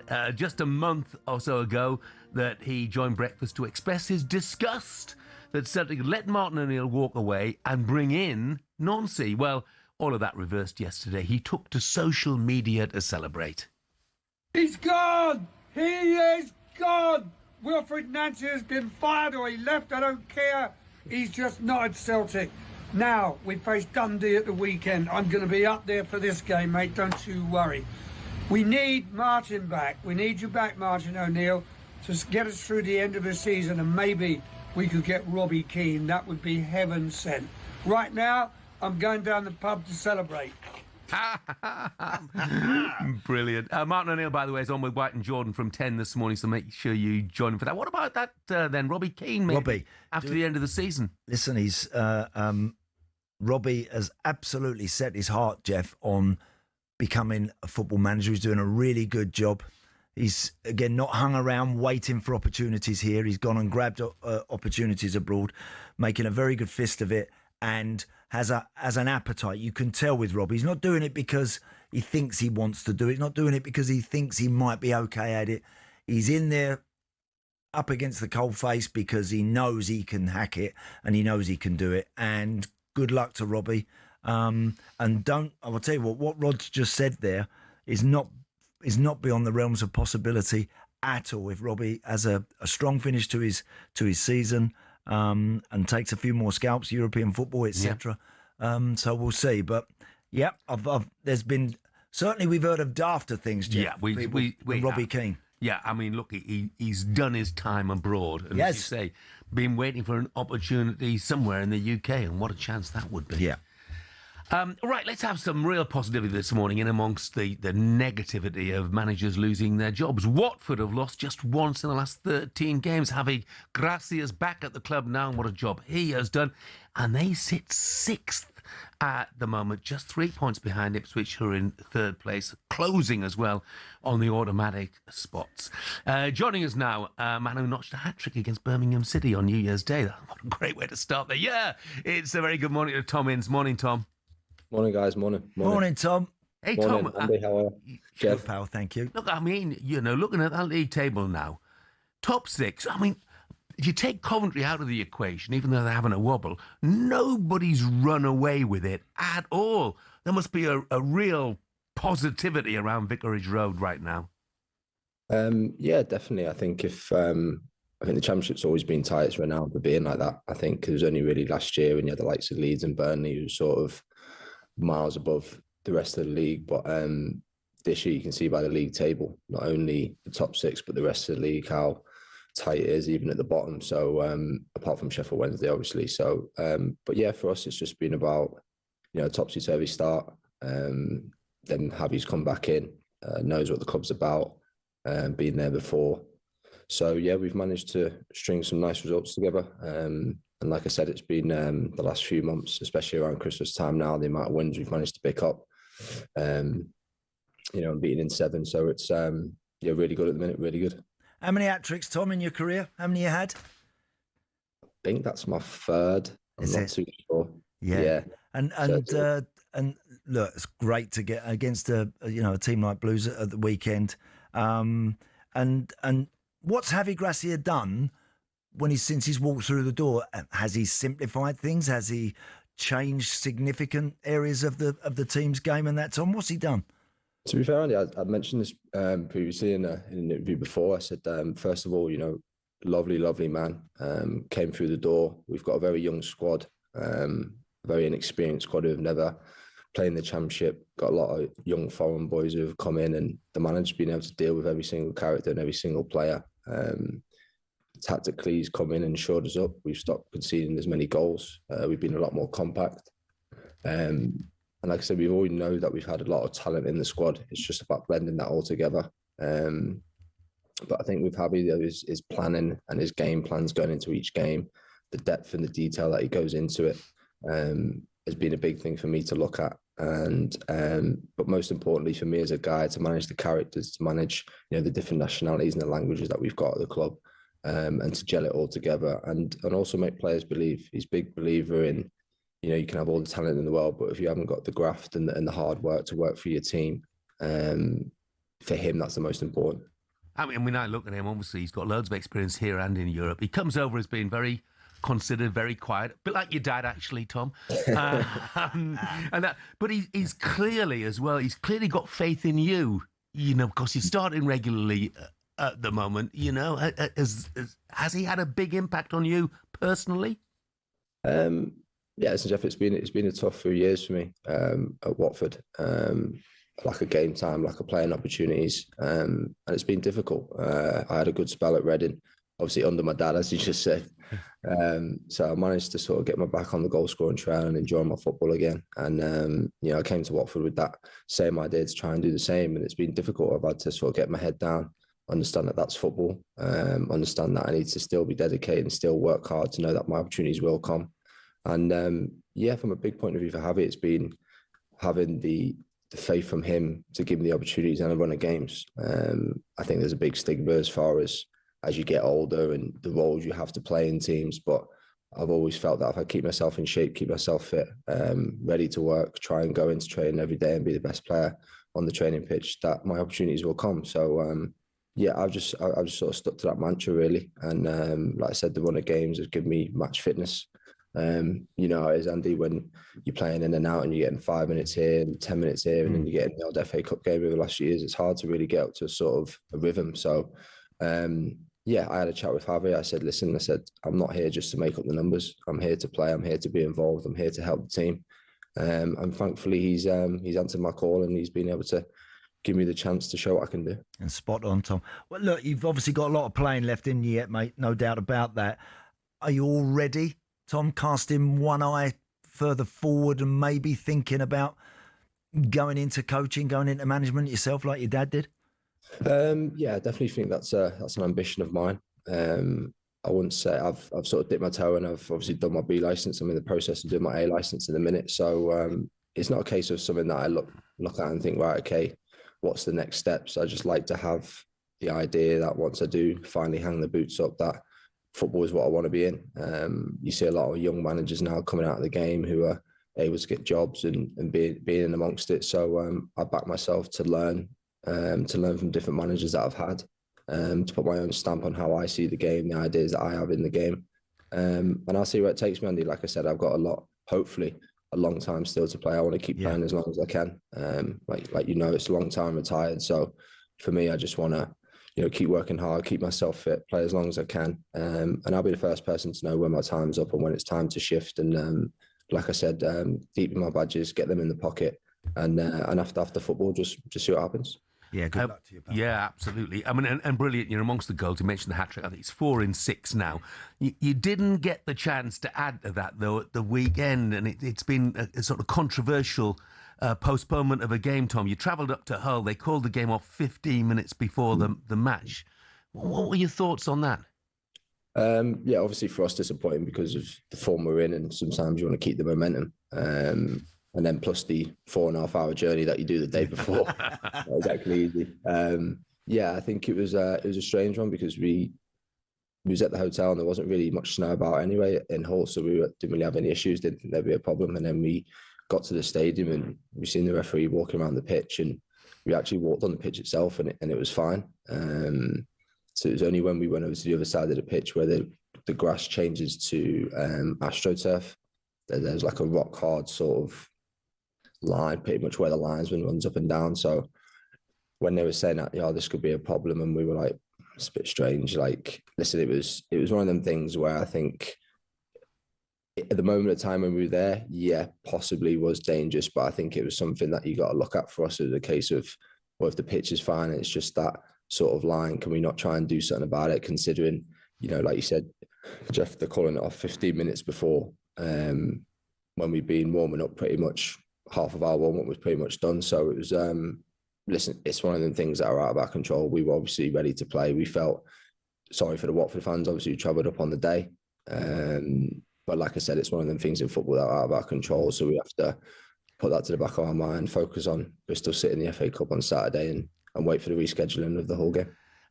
Brilliant. Tom, look, it's great. It's going so well for you now. Yes. Really pleased for you, mate. Thanks very much for joining us. Thanks for your time, Tom. Cheers, guys. Cheers. Thank you. Watford's Tom Ince on their incredible run of form. It's great that he's amongst the guys. He's such a nice level-headed boy. Good boy, Tom. Yeah, and look, comes from a good stock family. Good stock, of course he does. He certainly does. Always been a very, very talented lad. Not easy, and I don't know where Tom's playing for Watford. I haven't seen him this season. I'm not sure, but as you're getting older, Jeff, he's 33, Tom. As you get older, if you're a wide player or wide-ish player or someone that sort of, then it can sometimes not be that easy. So great that he's, as he said there, turned around to the manager and said, look, I'm not here just to pick a few quid up and sit about. I want to play. Get me out there. And he's always had a goal in him, Tom. Yeah. Yes, he's always and clearly looks after himself. His dad did as well, Yeah. So. Danny and Barnsley said, I believe Gareth Southgate's the man who can deal with the pressure that comes with being Manchester United manager. He's proved it with England and brought England fans good times and brought back a culture that they needed. And he can do the same for United. He certainly did bring back a sort of feel-good factor for a lot of the time during his spell in charge of England. I don't know if Gareth would want to do it, Jeff. I'm not sure Gareth would. I mean, look, I know Man United's hell of a draw and hell of a. I don't know if Gareth wants to do that now. I think he. And I haven't had a conversation with him, by the way, even a friend of mine. But I've not had a conversation with him about it. But I don't think he'd want to throw himself at that one. I don't think so. Right, still to come on breakfast. Superstar Breakfast preview on talkSPORT with Travis Perkins. Doing what matters for the trade. Find your local branch at travisperkins.co.uk. United fans, keep your calls coming. Ruben Amorim's gone. Darren Fletcher in charge tomorrow against Burnley. It's live on talkSPORT. Who do you want as the new boss? Who would fit your so-called DNA? The bookies' favourite, wait for it, Andy, is Enzo Maresca. 03717 223344 is the number. We're taking your calls. What are the bookies now? That was our look ahead, all thanks to Travis Perkins. Superstar Breakfast preview on talkSPORT with Travis Perkins. Bricks on bricks on bricks. Over 40 million available to order with delivery to site. That's one less thing to worry about.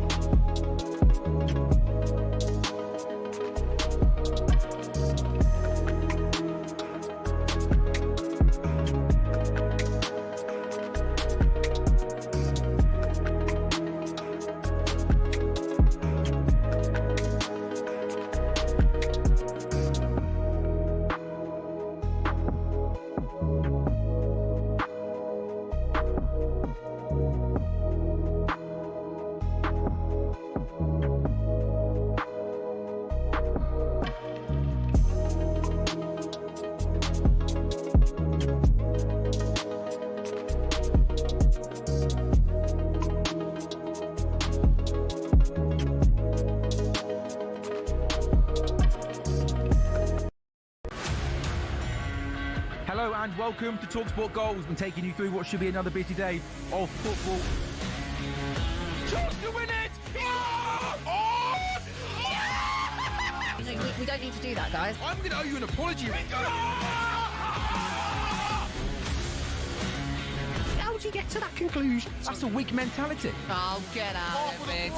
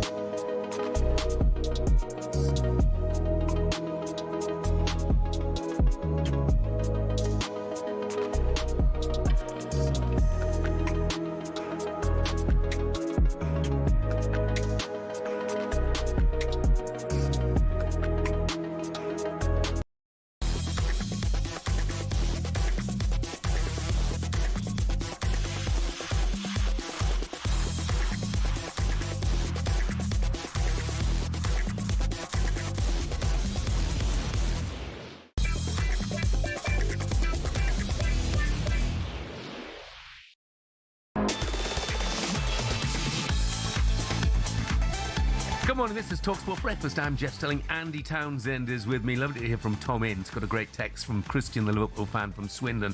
He says, you know you're getting old when the son of a player you grew up watching is now reaching the age to be considering coaching. Yeah, get your point, Christian, very much so. And this is not the only one that suggested this, by the way. Simon in Manchester said, everyone's overlooking Roy Keane for the Manchester United job. Well, that would be interesting. On a short-term basis, I could see that having an effect on things. I could see. I've always said that I think Keano's got unfinished business as a coach. Whether he'd want to do it now, maybe not, because he's doing so much media stuff and he's pretty much the man everyone wants to hire in the media world. Yeah, but a chance to manage a club where he's a legend. But again, the thing is with Roy, he could do it, and he could. I've no doubts he could probably do it well. But he might also be gone the minute one or two start poking around. He might be gone in a puff of smoke, Jeff, because he's that might happen, and that's the chance you have to take, and that's what you have to be prepared for. And I don't think he would welcome taking interference from above. That's what I mean. That's exactly what I'm saying. I think that would be the difficult part for him to handle. But in terms of, rather than going and getting an interim manager from distant shores that we don't really know or don't understand, I absolutely get United's game plan in terms of possibly looking at people like that, like Keano, to come in on a short-term basis before they go and get the elite manager with the big CV. So much speculation is going to go on and on and on. Now, massive relegation 6-pointer tonight as West Ham host Nottingham Forest, with the Hammers in particular in desperate need for all 3 points. Wolves have their first Premier League win of this disastrous season for them. They'll be crying into their pie and mash in the East End, you would suspect. Continuation of mistakes, over and over mistakes. We didn't expect this performance. Nobody expected. West Ham are done. Anybody who thought Wolves were going down should have put West Ham in there as well. Loud boos around London Stadium again. West Ham in a whole host of trouble right now. You know, you can get rid of Nuno, but you've still got the issue with the ball. You've still got the problems with recruitment. You've still got the problems with the stadium. This is the last game he's got. You've got to do something about what's going wrong. Maybe a 5th defeat in 6 for Sean Dyche and Nottingham Forest. They'll be looking at him now, the players. They'll need his guidance and his strength. Nottingham Forest 0, Everton 2. Every game should be a big game. I've been saying it for years, and I mean it. Strap yourselves in for the roller coaster ride that is a relegation 6-pointer. The game's live on talkSPORT tonight. Defeat for Nuno would see them 7 points adrift of safety. Frustration growing amongst the West Ham fans. Anger directed once again at David Sullivan and Karen Brady, and further protests expected ahead of kickoff. Let's get the thoughts from the former West Ham midfielder Lee Bowyer. Morning, Lee. Morning, Lee. Good morning, lads. How you doing? Yeah, good, thanks, mate. Look, Lee, as far as West Ham are concerned, and as far as Nuno are concerned, is this, it's a cliche, but is this a must-win game? I wouldn't say it's a must-win game. There's a long way to go still, Jeff.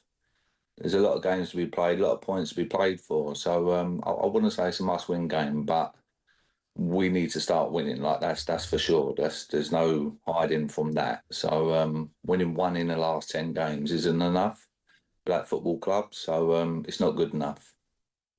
No, not at all, Lee.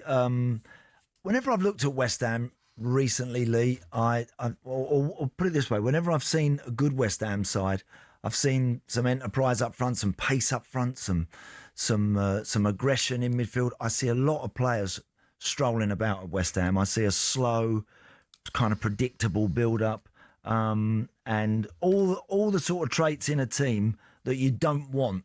So you've managed, Lee, you've coached. How do you start turning that around? I think January is going to be the biggest month for the club this season because they have to bring players in. I think the players that are there, Andy, I'll be brutally honest, they're not good enough. No. And if they keep that squad of players, then they're going to get relegated. It's plain and simple. Everyone can see that from the outside. So I've seen that they've brought in a couple of attacking players already in January. They need to bring in midfielders and defenders. They've got to cover all bases because the players that are there are not good enough. And I feel sorry for the young ones, like you've got young Potts in there. Mm-hmm. And he's definitely not one that's just strolling around, Andy. I know you mean there are a lot of players that are strolling around, and it's embarrassing to watch. But young Potsy's trying, you know, but he's just a young lad that's just trying to find his way in the Premier League. You know, it's like he's been chucked in the deep end because he is trying, but sometimes you need a bit more than that, and he needs players around him that's going to help him. Yeah. Him and Bowen, I just feel so sorry for, because you got two people just running around trying, and the rest of them, unfortunately, ain't doing the same thing. Yeah. The players that he's brought in, Pablo and Castellanos, someone suggests that whatever happens, they're going to stick with Nuno because they're backing him in the transfer market. Are you surprised when you read the talk today that Callum Wilson is already unhappy at West Ham and wants to leave, Lee? Not really, because as a striker, they want to be provided with chances and score goals, and it must be so frustrating for him coming from Newcastle, a team that has been up and flying under Eddie Howe, and he's gone there to West Ham, and it hasn't been what he probably thought it was going to be. He probably thought he'd have had a lot of competition for his place, because he is a player that gets injured quite a lot, so he's not used to playing week in, week out. But yeah, I can understand why he's frustrated, because it's frustrating everybody, even people from the outside. Yeah. Hey, on a brighter note, one of your other old clubs, Leeds, you must be pleased with the way they're going. Yeah, and I'm pleased for the manager more than anything, because I heard in the summer there was talk, oh, he ain't good enough for the Premier League. Look what happened with Norwich, but he's adjusted in the last, seven games, I think they're unbeaten. Great result the other day against Man United. Got Calvert-Lewin up top.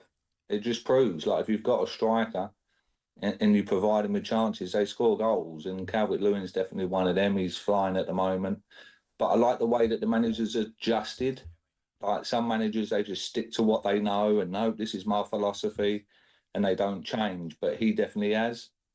And it's paid off for them, and they're doing really well at the moment. I always said, Jeff, at the start of the season, I'd done an interview with you guys at the start of the season and said that their home form's going to be massive because of their fans, you know, and that's definitely paying off for them. Hey, Lee, what about you, mate? You going to have another go at this?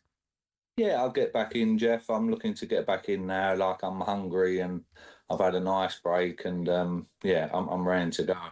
Good lad. Hey, good luck, Lee. Yeah, good luck, Lee, with that. Thank you. Take care. You too, mate. You too. Here's a considered test. Kev in Newry says, for what it's worth, I think United need to look internally and invest long-term in the Bayern model that Sir Alex always aspired to. Whether that's Solskjaer again, Carrick, Giggs, etc., I think it's required because the fans will buy in. They understand the club inside out. They've already demonstrated in their playing days that they have the personality to be at the club, and most importantly, it will quieten the ex-Man United pro noise outside, as they will not eat one of their own. It's a very good point. It's a very good point, and it gives you, being an ex-player at a club with a pedigree and a part of that Fergie era, gives you that precious commodity, Jeff, that most managers don't get. A bit more time. Yeah, thanks, Kev. Great text. Don't forget, you can hear coverage of that huge bottom-of-the-table clash tonight from 7 between West Ham and Nottingham Forest. It's live and exclusive on talkSPORT. What on earth are West Ham and what on earth are Forest doing kicking around the bottom? I just don't get it looking at their players. Coming up, the floor is yours, Manchester United fans, on who you think should be your next manager and whether you still have faith that Ineos will make the right decision. 03717 22 3344 is the number for you to have your say.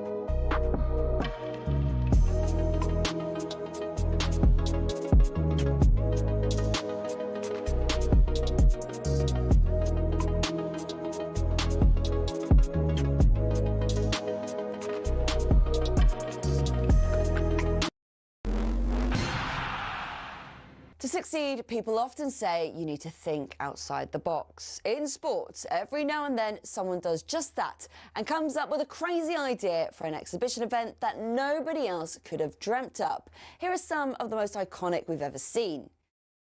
I mean, what an image. This was the setting for the Battle of the Surfaces in 2007 between Roger Federer and Rafa Nadal. The courts in Nadal's home of Mallorca reportedly took 19 days to build and cost £1.2 million. The players had to change their shoes every time they changed ends, and despite some dodgy bits of grass, they slugged out an epic three-setter, won by Nadal. But that's not even the most famous exhibition in tennis, because in 1973, we got the Battle of the Sexes, watched by 50 million people in the US alone. Billie Jean King's victory over Bobby Riggs was not only a landmark event for entertainment value, but also for its impact on the fight for gender equality in sports. I mean, the Battle of the Surfaces never got turned into a movie.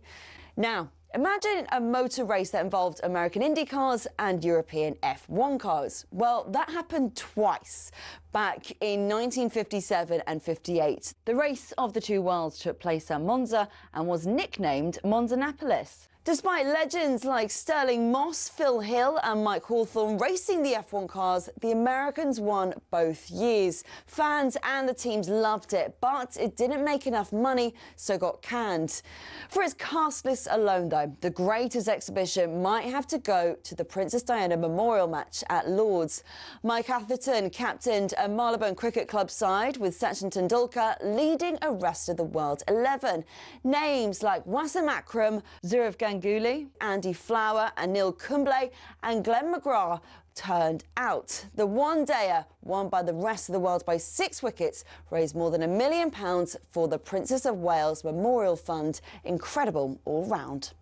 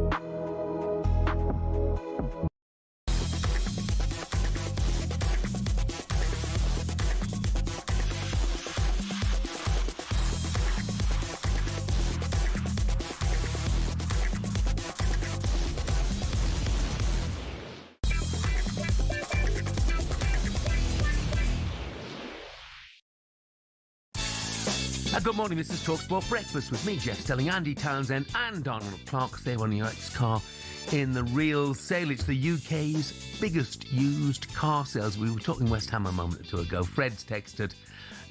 He says, I'm a big Millwall fan and listen every day. But can you just leave talking about wet spam, as hopefully they'll be relegated and we can play them twice next season. Or we could pass them on our way into the Premier League. Be funny. Says Fred, just to light the blue touch paper and step back. So look, loads on the way for you this morning. Star of the current #1 show on Netflix in the UK and the USA, Jimmy Nesbit will be with us to tell us all about Runaway. We might touch on Man United as well. Former Celtic striker John Hartson will react to his old gaffer Martin O'Neill returning to Parkhead for the second time this season. And United fans, we're taking your calls. Whether he was a manager or a coach, Ruben Amorim is no longer at Old Trafford, so who do you want to take over? 03717 223344 is the number you need. After a strange 14 months came to an end yesterday. Guys, this is football and this is the club with more pressure maybe in the world. His players do not believe in what he wants them to do. You guys think it's not possible? I think it's possible. We will see in the end. This is diabolical from Man United. Manchester United will finish lower than in any other season since they were relegated. The worst team, maybe, in history of Manchester United. And I know that you want headlines. Spurs have defied the odds, and they've beaten Manchester United to win the Europa League. You can't change 22, 24 players, but you can change me. One step forward, several steps back. Quite clear that his lack of football knowledge is holding Manchester United back. I came here to be the manager, not to be the coach, for 18 months, and then we move on. Ruben Amorim has been sacked as head coach at Manchester United. Whatever your view is, you cannot say, it's ridiculous to say his lack of football knowledge is holding Manchester United back. It's ludicrous. Look what he did at Sporting Lisbon. Yeah, no, he's not got a lack of football knowledge. No. You could argue may not have been the right man for the job at the right time. Lack of understanding of our game in terms of the Premier League, stuff like that. But not a lack of football. You ain't getting the Man United job if you ain't got any football knowledge. Well, it was a miserable year, let's be honest. And of course, Ruben Amorim paid the price for that outburst after drawing Leeds on Sunday. He claimed he was a manager and not a coach. Here's Sir Jim Ratcliffe's interview with the BBC last March, where he seems to agree with Amorim. I think Ruben is an outstanding young manager. I really do. I think he's an excellent manager, and I think he'll be there for a long time. But a squad he's got at his disposal, with the injury list he's got at his disposal, and he comes in mid-season where he's had no time to train the players in his style of play. I think he's done really well. Well, the boss seems to agree with him about his role there. Do you think that Jim Ratcliffe is undermined by what's happened to Ruben Amorim? Bearing in mind, it's not so very long ago he said he will be here for 3 years. Yeah. Football changes so quickly. Jim Ratcliffe is now finding that out. You can have the best laid plans, the best set of ideas put in place when someone walks through the door, and you got your arm around, shaking his hand, arm around his shoulder, thinking the world's all rosy, and all of a sudden things change so quickly, so dramatically in football. And look, I think there's too many voices in and around owners nowadays. There can be far too much noise at that level in football that make it particularly difficult for managers. I've come back to what I said earlier. He didn't have enough consistent results, Ruben Amorim, and there's this thing around football nowadays, Jeff, where you've got to have a philosophy. You know, fans have got to visibly see something tangible in terms of direction, way of travel, and that wasn't apparent, I don't think, enough with Ruben Amorim's team. There were the odd results that were good, but there were plenty that were ordinary, and he often looked in the technical area a little bit of late, looking at the floor. What was all that stuff about when he wouldn't look at the penalty? Wouldn't look at a penalty. Wouldn't look at a corner coming in and stuff like. What's all that about? Yeah. Come on. Yeah, it wasn't a great look. That wasn't a great look. And those little things, that perception that people have when they see stuff like that, don't half go against you when you start losing a few matches. You only do it once or twice, sticks in people's minds. They do not forget. No. Here's a great text from Johnny in Rotherham. He says, "Why hasn't the great Neil Warnock been mentioned for the interim Man United job?" Oh, Johnny, look, I would pay to see that. I would pay to see that. It would be brilliant. And can you imagine the first half-time team talk if they're one down? I'd love to hear that as well. Let's hear from some Man United fans now then, shall we? Adam is a United fan. Morning, Adam. Morning, Adam. How's it going, Jeff? How's it going, Andy? How you doing, mate? Good, thanks, mate. Yeah. Who do you want to see there, then? Okay, so I would obviously Fletcher's in charge, I think, for the first 2 games. But then after that, realistically, reading reports that I looked at yesterday, I would say, realistically, I would go for Solskjaer, bring Ollie back until the end of the season, just to calm everything down. If not Ollie, I would bring Van Nistelrooy back. He seemed to do a decent job there for those 4 or 5 games before Ruben came in. Keep Fletcher like assistant underneath either Ollie or Ruud. I would go that option because unless they can find a permanent manager, which I doubt before the summer, then that seems the right choice. I mean, there's no one else really there that's going to come in temporary. I don't think Carrick will, seeing he was in charge of Middlesbrough for over a year and a half.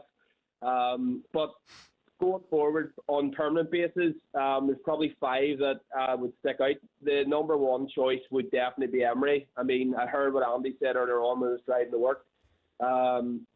I think Emery would be the number one choice. Outstanding manager, what he's done for Villa. Arsenal just didn't give the guy enough time. But, you know, whether United's prepared to go to Villa and pay money to get him out, they have the money to do it, but it looks like Radcliffe just won't spend the pennies. But I would go for Emery. If not Emery, probably Ancelotti, Tuchel, Pochettino, one of those guys. But we need somebody with experience, knows the Premier League, and, you know, realistically, it's not going to be a long-term project because we're not giving managers the chance. I think, personally, they need new ownership. Radcliffe and Ineos, they're just not doing it. There's guys in there that haven't a clue about football. Me, personally, I was a big Mourinho fan, and I would take Jose back in a heartbeat. He didn't get enough time, but it's just, for me, the whole structure of United's just ruined, and they'll never be the same club until it's new ownership, in my opinion. Adam, thank you very much indeed for the call. Let's hear from Nigel, who is another Manchester United fan. Morning, Nigel. Morning, Jeff. Morning, Andy. Hi, Nigel. I've been listening to you all morning, lads, so I have been. Oh, you still with us, Nigel? Nigel, yeah, okay, we've got you back, I think, mate. So who do you fancy? Yeah. Who do you fancy in charge? Well, I fancy Eddie Howe. He's done it at Newcastle. He's doing a fantastic job. And I know Newcastle supporters are not like this here, but Manchester are a far, far bigger club. And Eddie deserves the chance to go to a big, massive club like Manchester United. He's done, look what he's done at Bournemouth, and look what he's done. He's turned it around at Newcastle. And, you know, people turn around and say, well, you know, we've done the foreign thing, so we've had all foreign managers. Eddie Howe, for me, should be the next manager of Manchester United. He'll turn them around without a doubt. He plays good football. And on a small budget, he always does well, so he does on a small budget. Nigel, I can see the hackles going up right now, even from a couple of 100 miles away, that you say he's got the chance to go and manage a big, massive club. I think Newcastle fans might feel they are just that. Hey, Nigel, thank you very much indeed. Thanks, Nigel. Want to squeeze one more in. Rob, who's a Manchester United fan. Morning, Rob. Hello, how you doing, guys? You okay? Yeah, good, thanks, mate. So, who do you want to see in the United hot seat? Personally, sorry, I've got a bit of a sore throat. Personally, I'd rather have Ole Gunnar Solskjaer back. I think the last season that he had, signings were made for him, i.e. Ronaldo. Even though being a United fan, you're excited to see Cristiano Ronaldo back at the club. I think ultimately it cost him his job. I think Ineos need a yes man. I don't think they need a manager. They want someone that's not going to challenge them, and I think Ollie's going to be that guy. And we were scoring goals for fun. He brought excitement back to Old Trafford. Okay, we didn't win trophies, but he gets a club. I mean, look at his interview when he left. You know, he was almost in tears. He cares deeply about Manchester United Football Club. And I fear that many managers that you'll get now, I mean, I don't believe this Ruben Amorim wasn't angling for the sack. I think he was looking for his £10 million payout personally. And that's just not good enough. And he wasn't a good enough manager by far. 32% win rate in the Premier League is abysmal for the money that he spent as well. It's terrible. Thank you very much indeed for that, Rob. John's just said, listening to that phone and you just had, how far have Manchester United fallen? Fans happy with mediocre managers such as Ole Gunnar Solskjaer or Ruud van Nistelrooy. Yeah. He said, when the fan base start accepting mediocrity, the club has really sunk. I mean, for Ruud, look, legendary Manchester United player, but what happened for him at Leicester again? That rules him out. I think would rule him out of going back as some sort of interim. Look, they've named their interim coach, someone who is currently working at the club, someone who knows it from top to bottom. Let Darren get on with it, and let him assess everything from a closer perspective than perhaps he's had over the last few months, and let's see how he gets on. They need. Again, I'll stand by everything I've said earlier. I don't think Man United need to, long-term, make any call right now. They need to, but they do need to look on a different shelf to the one they've been looking at. They've been buying and shopping, I think, on the middle tier. They now need to start thinking, I think, going for someone who is what we bracket as an elite coach, elite manager, someone who can drag all this lot together and get them going. I knew the effect Nigel's comments would have. Jamie says, the brass neck on these Man United fans. They were a big club, not anymore. They're a joke of a club. Newcastle will win the league before Man United do. Eddie is going nowhere. This is talkSPORT Breakfast.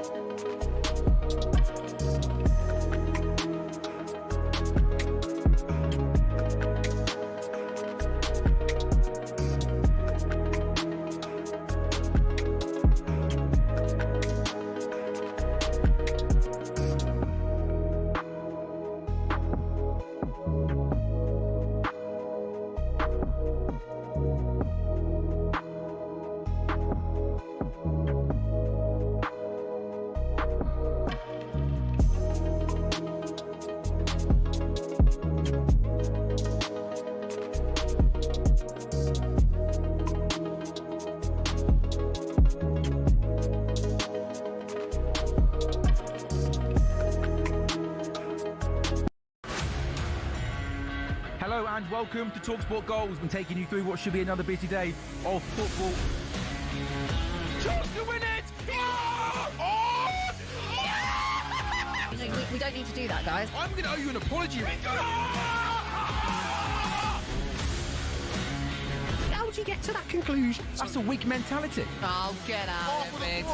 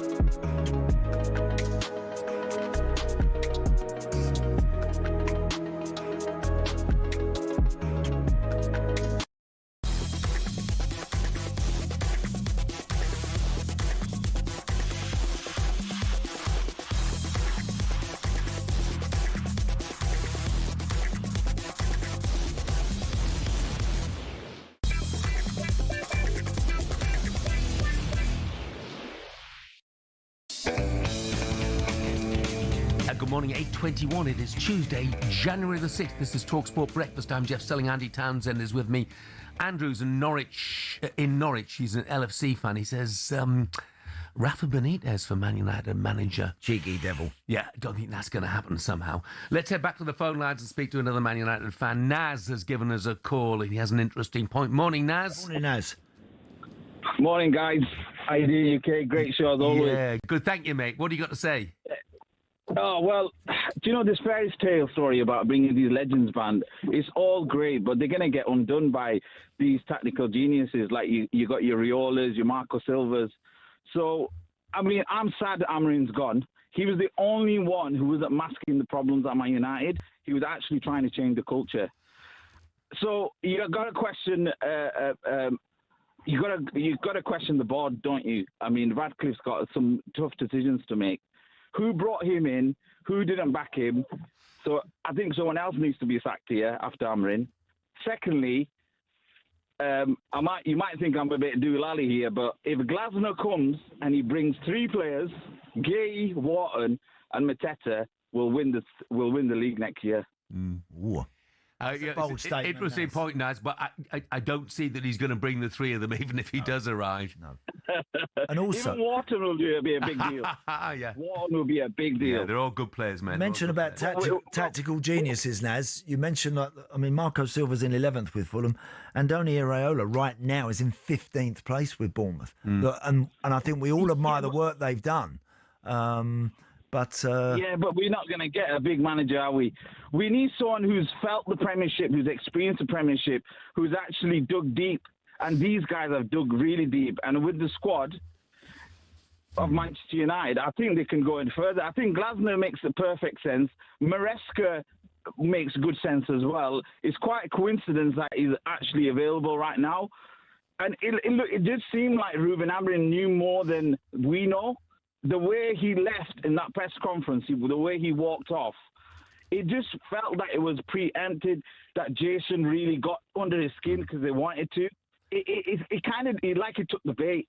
Yeah. It just makes if Maresca does come in, I think it was already done deal then. Naz, thank you very much indeed. Yeah, I can't see that Jason Wilcox, having had his fallout with Ruben Amorim, is then going to want to take on Enzo Maresca, who's just had a fallout with the hierarchy at Chelsea. No, I don't see that. And also with Maresca's man. And they have to over these next few weeks. Jason Wilcox and Barada and Sir Jim Ratcliffe, they've got to come up with a new road forward, the direction they want to travel in with a particular individual at the top. And as mentioned earlier, very simply, do they want their bat and ball? Do these guys who own the club want to be in total control of everything every day, or are they going to pass that over to someone that would probably potentially be better at that than them? That's the simple decision they got to make. There's 100 coaches out there, Jeff, good coaches that they could go and get to be the new coach at Manchester United. Or this time, are they going to give it to a proper manager? A proper manager. Been there, seen it, done it, been round the block a few times, ain't afraid of what Jason Wilcox or any of them say. They've got their own way of doing it and they're going to stick to it. Are they going to go down that road? That's the road I think they should go down. I'm fascinated to know which way it's going to go.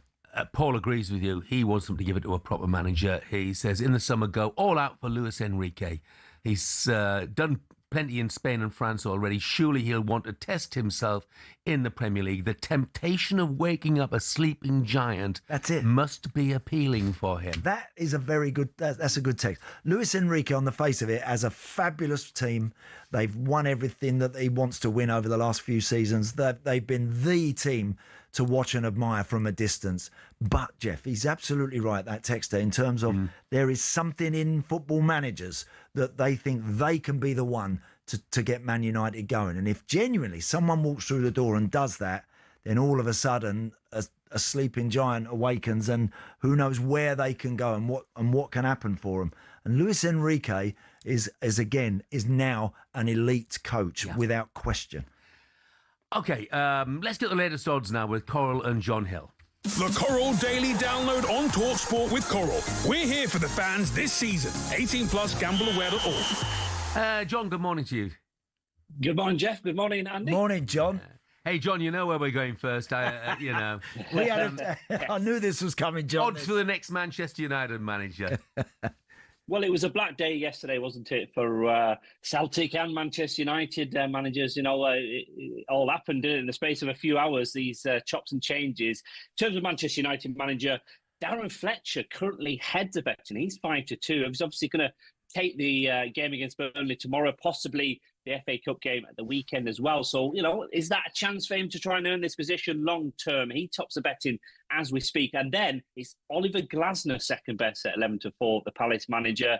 Enzo Maresca in there at 6-1. Gareth Southgate, former England manager, at 8-1. So I just think they might just take the time, Manchester United. I wouldn't be surprised if they put an interim appointment in to the end of the season, boys, and then look in the summer, see who's available. Who knows? Thomas Tuchel, the England boss, might be available then. There could be other names as well. So I don't see United rushing this decision, boys. Yeah, I mean, look, there are going to be so many names in the frame.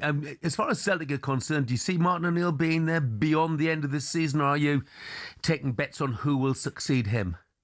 Yeah, well, we've got a market on who's manager on the first day of the 2026-27 season, Jeff. So Martin O'Neill tops that betting. He's odds on at 1-2. We know with Martin, it's a safe pair of hands, isn't it? He knows the club. That was a disaster appointment, wasn't it? Wilfred Nancy, they've gone backwards under him. The title betting in Scotland, we talked about it yesterday, though, Jeff and Andy. It's fascinating, isn't it? Hearts 6-5 favourites, Celtic 2-1, Rangers 5-2. It's a genuine three-way title race in Scotland, and we've not said that very often. So look, let's see how Martin O'Neill does there at the end of the season. Sean Maloney's second best at 5-1 in that market. Ange Postecoglou 8-1.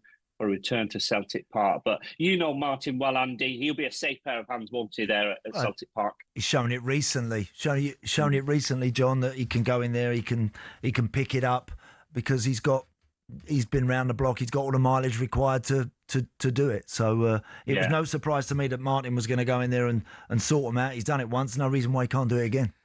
John, quick word on the big one in the Premier League, West Ham against Nottingham Forest. How do you see that? Yeah, it's a huge game, isn't it? You look at the Premier League table, the relegation aspect of it, 4 points between these two sides. That was a disastrous performance for West Ham against Wolves on Saturday. They've got to bounce back from that, haven't they? And Forest will need a big performance here, obviously, to ensure that they can try and stay out this season. Forest are the favourites here, 13-10 favourites to prevail. West Ham just a little bit bigger than 2-1. You don't see that very often for West Ham at home. They're normally pretty reliable, aren't they, at home? But they need to improve. And the draw here, 12-5. So big implications on the relegation market. At the moment, it's 1-3 West Ham for relegation. John, thank you very much indeed. Bit grimace for a hammer, that's for sure. Cheers. That was a look at the latest odds with Coral, 18+, gambleaware.org. Morning, Jeff. Could you ask Andy if he could see Brendan Rodgers at United? Do you know, I saw something online yesterday about Brendan. Obviously, having just gone in, I'm not sure the name of his team where he's gone in, Jeff, in Saudi. Yeah. Al, whatever it is. I can't think of what it is. But he'd just gone in there, and I was wondering, just thought to myself, if Brendan was still hovering, lurking, waiting for an opportunity, how much his name would have figured.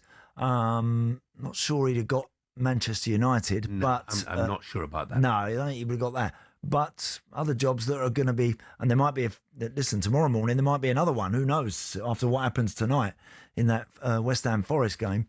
But look, we'll see. Yeah, but I did wonder for a moment what Brendan might have been thinking. Last line on this before we move on. Mike was a Palace fan, says Oliver Glasner's had problems with his hierarchy of both of his previous clubs, and he would not change his playing style. I mean, he believes in the three at the back as well. 3 or 5, whichever way you look at it. Coming up, we'll turn our attention to Chelsea, as Andy tells us exactly what Liam Rosenior needs to do to be a success in West London. The Coral Daily Download on talkSPORT with Coral. We're here for the fans this season. 18+, gambleaware.org.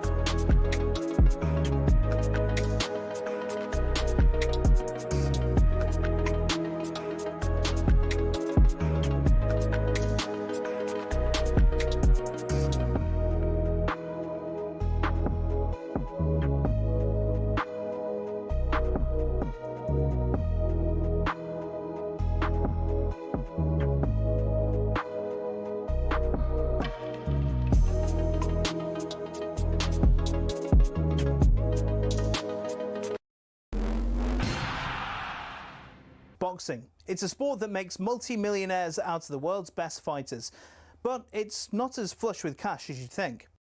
We all see how much the likes of Tyson Fury or Canelo Alvarez make every fight, but that's not the case for those just starting out, or those who aren't even at that level. For example, if you've just turned pro and don't have a promoter, you have to sell your own tickets, cover the cost of the venue yourself, and pay the taxman at the end of it. You might not even break even, but if you do, you're looking at 5 to 10 grand max. A mid-tier fighter might make more like 10 to 50 grand, but you still have to give up half of that in costs. So unless you're fighting for a world title, it's tough to make money. One potential way of doing it, though, is being a journeyman. Here's former European champion talkSPORT's Spencer Oliver explaining how that could work. They want to fight every week, and they can be going in against the prospects, so they can demand good money, and they might be demanding like 5 grand, 10 grand for a 6-rounder or something, because they're going in with a prospect. He gets through that, the journeyman gets through that fight, and he can fight again next week. I mean, even so, it's not much, and you're getting punched in the face for a job. It's only really at the top level, i.e. fighting for titles, where you're earning up to 6 figures and can afford a diamond chain or that Ferrari. So boxing isn't a sport that allows you to retire at 40 and live a life of luxury. Much like a lot of other sports and jobs in general, it takes an awful lot of luck quite early in your career to really make it worth your while.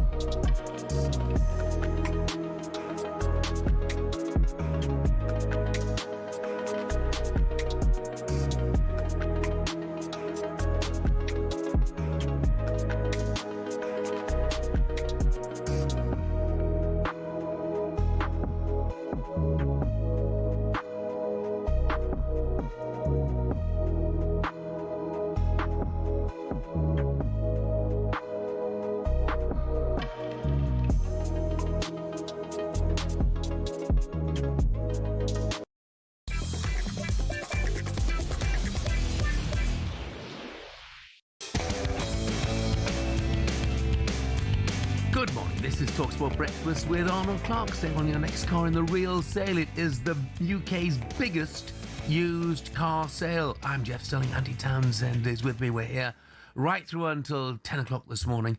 Liam Rosenior, the incoming Chelsea coach, is speaking out right now in Strasbourg. We'll have more on that very shortly. Andy, what was your reaction to the appointment of Liam Rosenior then? I wasn't totally staggered by it. Normally I would be, but because it's Chelsea and because the way that they are seemingly moving forward, it didn't wholly surprise me. Delighted for Liam. Clearly a smart man. Comes from good stock again. I worked for many years with his dad, Leroy, who's a great guy. So he clearly is an ambitious coach. Normally, with what he's done so far in the game, is that enough to get Chelsea? No, it's not. Do I think that they could be in the same boat as they've just found themselves in with Maresca? Yes, I do. But I sincerely hope that Liam makes a decent fist of it. I really do. He's a young man with some nice ideas. Now, all of a sudden, he's got to develop that extra layer of skin because of the of all the of everything that he does is going to be monitored top to toe, morning, noon and night. That's not been the case at some of the clubs, perhaps where he's been, with respects to the likes of Derby and Hull and out in Strasbourg. But look, it's a great chance. You can't turn it down, Jeff. You can't possibly say no to this sort of situation. You've got to jump at it. You've got to throw yourself in. How he's going to do, I have no idea. I hope that he can get his point across and he gives the team a bit of a lift, and that all of a sudden the Chelsea fans can start to see something a little bit more tangible. But I would, I'm not totally convinced by it, that's for sure. Yeah. I mean, look, Wayne Rooney's been speaking. I said he called him as good a coach as he's ever worked with. The questions are, Can he cope with the environment? Can he cope with the big names and probably the big egos as well? Let's hear from Liam Rosenior now. This was him moments ago speaking in a press conference at his current club, Strasbourg. We've had some really amazing moments, and in that moment on Saturday night, I didn't know what was going to happen. What's happened since is I was given permission to speak to, for me, actually not for me, it's the truth, one of the biggest football clubs in the world, World Cup champions. It's an honour for me to be associated with a club like that. And now, on this day, it looks like I'm going to be the next manager of that football club. Yeah. Great. Good luck to him. Yeah, absolutely. Good luck to him. And it's nice to see, a young manager. And okay, Derby, Hull, Strasbourg, not maybe the CV you would have associated with going on to be a Chelsea manager. But Blue Co know what they're getting because they put him in charge. Yes, they do. At Strasbourg. They gave him a fair amount of money as well to spend, by the way. Something like 127 million euros they spent during the transfer window. So it's not surprising that they're doing okay. What will he have to achieve at Chelsea? What are their expectations, Andy? Because I looked, the last few seasons, 12th, 6th, 4th, 5th now. Is that it? Is that good enough for Blue Co? Well, with the amount of upheaval that they have at the club every year in terms of player turnover, it's very difficult to look at, I think, anyway, beyond that. I said at the start of the season about Chelsea that I think they'll be thereabouts in most of the competitions they're involved in, but I don't think they'll win anything. And kind of from what I've seen so far, I still feel that way. They have an incredibly young squad of players, so the notion of bringing in a young coach to kind of nurse them along, on a similar wavelength, I get all of that. I do get all of that. But Cole Palmer, Enzo Fernandez, Moises Caicedo, those guys that are operating at the top of their game or in the high levels, internationals, etc., they also need to be stimulated, Jeff. They also need to win. When Liam walks in the dressing room at Stamford Bridge and speaks to them for the first time, and they're all sat round and they're all staring at him, and that first pitch comes over to the players, I'll tell you what, you can grab players by the scruff of the neck in that moment and really, really feel like you've got them on your side. You can also leave players walking out the dressing room going, "Who's this guy we've got in here?" Do you think? Look, over the years, wherever he's been, Liam Rosenior has been renowned for giving young players their opportunities, giving them their head. Is that being a consideration with the Chelsea hierarchy here, that they want their young players to be on the pitch and, dare I say, in the shop window as well? Look, there is no question that is the way that the club are going, that they will continue to turn over a vast amount of players. Some will call themselves Chelsea players without ever actually having been one, without ever actually having pulled the shirt on. The worry for me for Liam is how much he's being dictated to on that basis. I think any coach deserves the right when you walk through the door to pick the team that you feel is best prepared for your next match. If all of a sudden they're going to start dictating to him in terms of, we need this player playing because in the window coming up, we need him out the door, we want to give him some game time now, it will help bump his price up, it will help do this. If all of a sudden you start to get dictated to in those sort of terms, I think it can drive you mad after a while. Again, it's not an opportunity Liam can walk away from. He has to take it. I wish him all the very best. It's going to be very, very difficult. I suppose all he can do, Jeff, is shut himself away from all of that. He knows what's going to be going on in and around him. He knows that they're probably already going to be having interviews in a couple of months' time with their next coach, with their next manager. All he can do is focus on the here and now, what he can handle, what he can change. And that is, can he get a bit more of a tune out of this talented group of players? I'm not sure if they're talented enough to go right to the top 2 or 3 in the Premier League. They're talented enough to get into the top 4. That they are. It's always a question you touched on beforehand, though. How does he cope with that environment? How does he cope with the big names, the big egos that come with a club like Chelsea? It's something that the clubs he's been at right now, talented coach as he may be, and I think certainly is actually. Yeah. He's not had to cope with that big club environment. Cole Palmer, since he's come back from injury, has been half the player that he was. Now that can happen.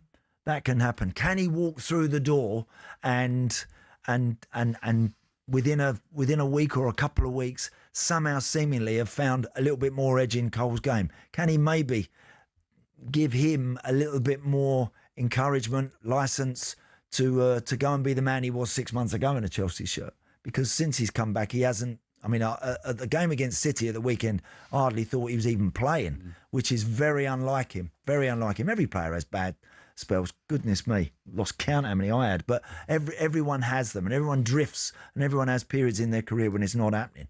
Well, Liam's now got to try and walk in and go and get that going again. Pick him up. He's got to make sure that Moises Caicedo stays disciplined with his game and doesn't start going around flying into challenges all over the place. He's got to make João Pedro feel like he's going to score goals. He's got to make people at the back, the likes of Badia Shield, guys like him who whenever they play, they come in, they do quite well, but they make basic errors. Can he take them out of their game? Can he fill these boys with some confidence to make them just that little bit better as a collective? Well, I think he could possibly do that. But with what's going on around you at Stamford Bridge, it is very, very difficult. Yeah. Very, very difficult for a young man and a young guy that's never coached in the top flight before to handle. That is not going to be easy. Well, good luck to him. Let's hear a bit more from Liam Rosenior on just how close he is to signing as Chelsea manager. I haven't signed yet. I've agreed verbally with Chelsea. And actually, it's really important. This is different to anything anyone's ever done. Nobody's made a statement before they've signed a contract. Everything's agreed. It will probably go through in the next few hours. I want to make this clear. That's why I'm here. I'm here because I care about this club. And I felt it was right for me to answer your questions physically here today before I move on with the next stage of my career. Liam Rosenior speaking in Strasbourg. Chelsea fans, 03717 223344, the number to call to have your say. Are you convinced by this appointment? Right, let's look ahead to the next hour of the show with Benchmarks. Superstar Breakfast preview on talkSPORT with Benchmarks Kitchens and Joinery. Get trade prices on kitchens to suit all styles and budgets at Benchmarks. Star of the number one hit show on Netflix in the UK and the USA, the big Manchester United fan Jimmy Nesbit will be with us. He'll tell us all about Runaway and also give us his opinion on who he wants to be the next Manchester United manager. Former Celtic striker Big John Hartson will tell us which of his former clubs is a bigger mess, West Ham or Celtic. And up next, we will tell you just how likely it is that Mark Gay leaves Crystal Palace for Manchester City in this transfer window. And that was our breakfast preview with Travis Perkins Hire. Superstar Breakfast preview on talkSPORT with Travis Perkins. With 250 hire branches nationwide, it's easy to hire at Travis Perkins.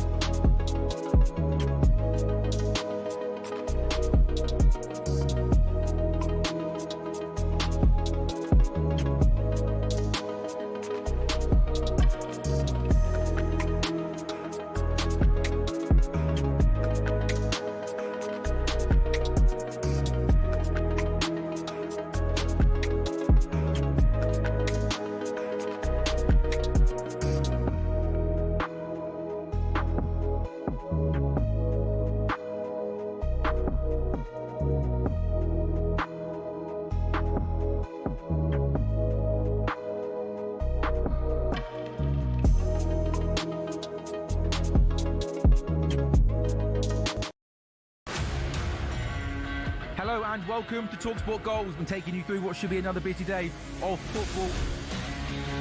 Chance to win it! We don't need to do that, guys. I'm going to owe you an apology. How would you get to that conclusion? That's a weak mentality. Oh, get out of it.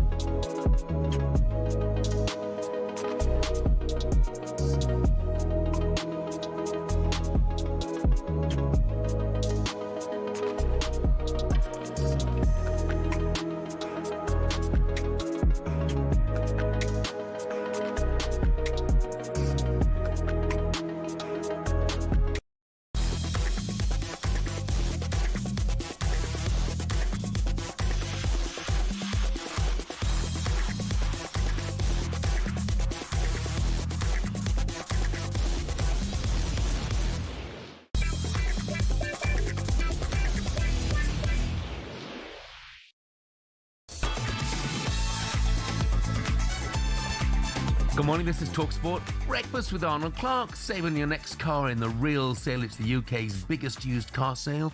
I'm Jeff Stelling. Andy Townsend is with me at 10 minutes away from 9 o'clock. Mark says, you are such doom mongers at talkSPORT. Who knows how Liam Rosenior will do? He has to be better than Maresca. Getting rid of him is about the only thing a decent thing these owners have done. Enzo Maresca, didn't he win the Conference League and the Club World Cup, which is not too shabby. I don't think he had too bad a record there, sitting fifth in the table as well. And I'll be honest, Mark, we haven't said that we know how Liam Rosenior will do. We've just said we hope he does. Hope he does well.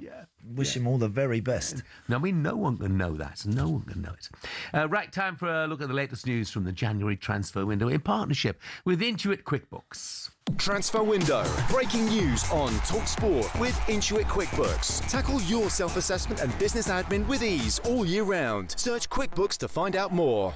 Day 6 of the transfer window. Reports this morning suggesting Man City have been in touch with Crystal Palace about Mark Gahey after Josko Guardiol and Ruben Dias both suffered injuries in their 1-1 draw against Chelsea. They want to do that deal this transfer window. More on that shortly. But let's turn our attention to Manchester United, shall we?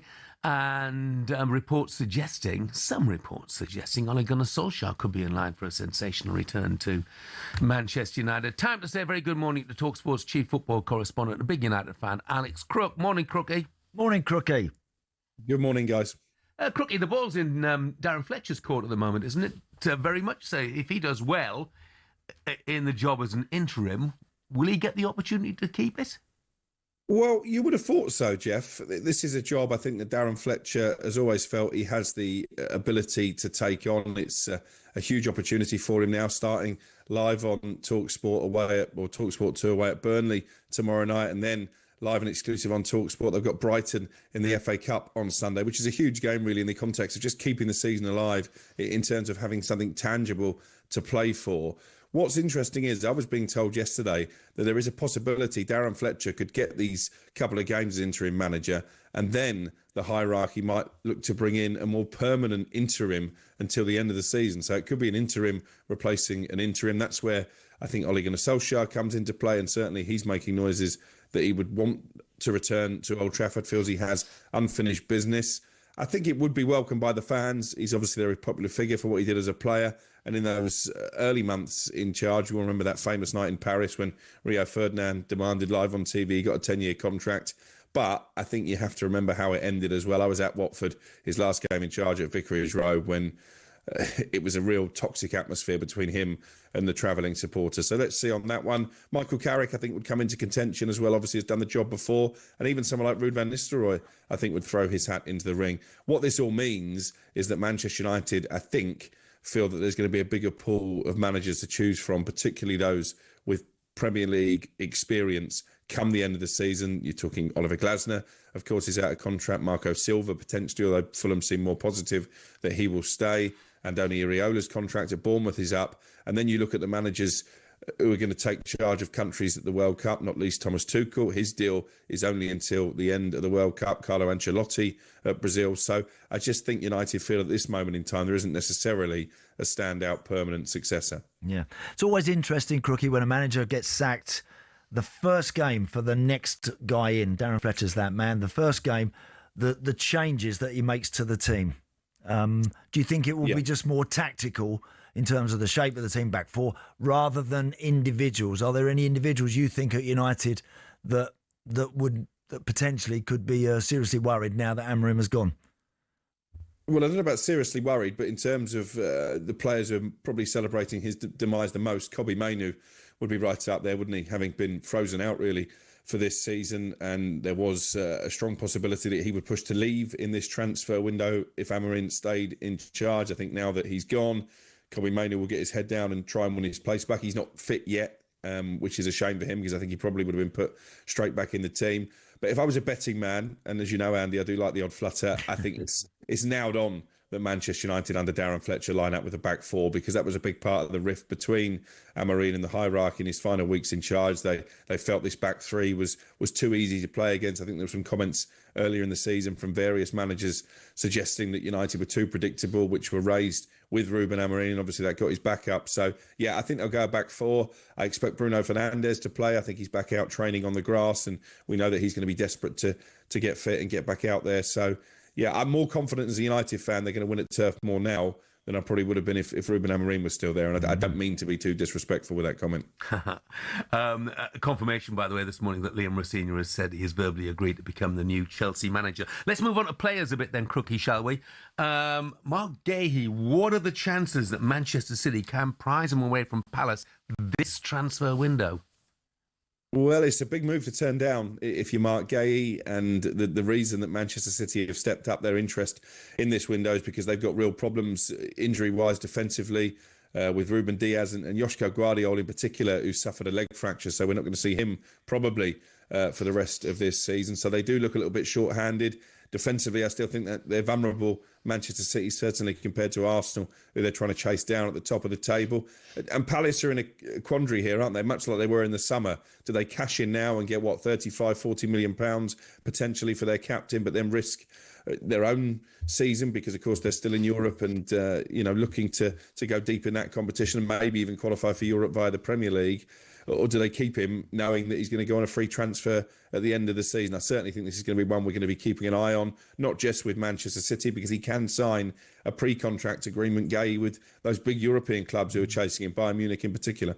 Yeah. What else should we look out for today then, Crook? I see West Ham have got a couple of strikers through the door. Yeah, they have, and maybe one going out as well. Callum Wilson, I think, is unhappy now that his game time is going to be limited. And this is not just a player who wants more minutes. He has to play, Callum Wilson, because he's on a pay-as-you-play contract at West Ham, which has been one of the conspiracy theories knocking around as to why he's not necessarily been a guaranteed starter. So I think he will push for a move. We know there was interest from Saudi Arabia previously, but they don't want to pay a transfer fee. And I wonder if one of those clubs down at the foot of the Premier League, maybe even Wolves, if they're going to cash in on Jurgen Strand-Larsen, could Callum Wilson do a job for them for the final 6 months of the season? Any progress on Strand-Larsen? Is he still being linked with West Ham, even though they brought a couple of strikers in?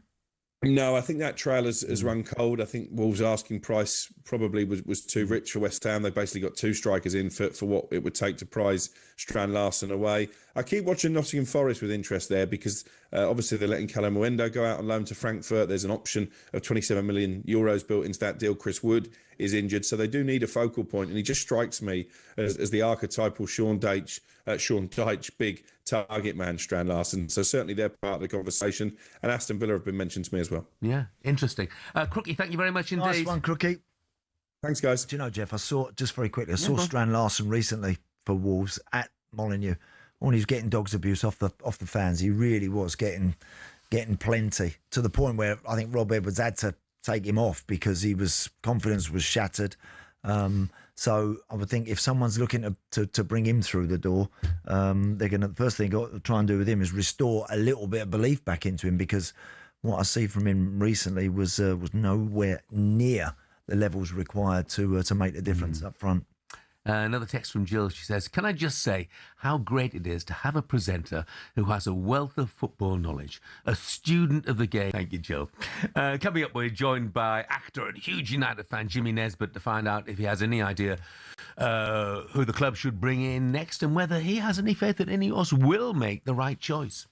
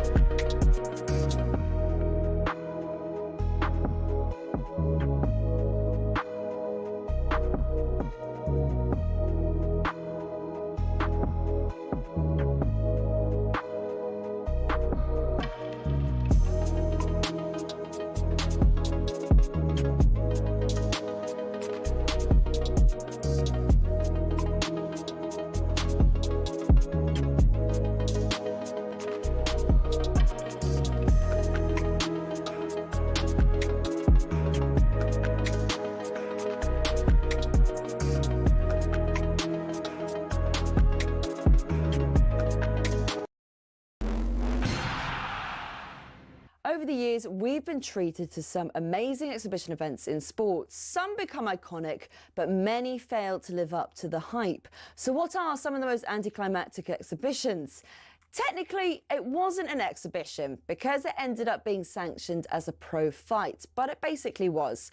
2024 saw Mike Tyson return to the ring to fight YouTuber Jake Paul. The event, which Paul won, was streamed by 65 million people on Netflix, making it the most streamed sporting event ever at the time.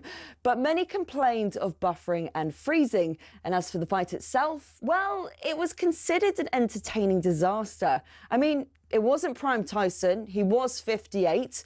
And after the fight, Paul, who was 27 at the time, said he'd actually gone easy on Tyson towards the end. Now, Mayweather-McGregor in 2017 was a better watch, despite Mayweather going rope-a-dope early on, but it was way too expensive. Pay-per-view was 75 quid, and in the stadium, the cheapest ticket was over 370. Now, this next one you could have watched for free, only because the pay-per-view had streaming issues, so they had to open it out. I'm talking about Tiger versus Phil in 2018, which was nicknamed The Match. Massive names and massive rivals going head-to-head. On paper, it worked. In reality, it didn't.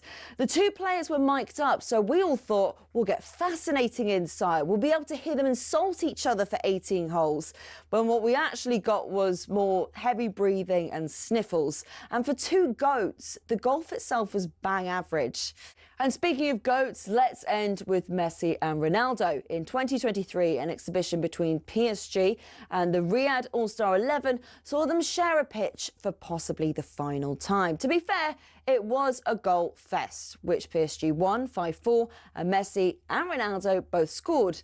But it was obvious they were past their prime. El Clasico, this was not. And with it being in Saudi, there were more sports washing claims.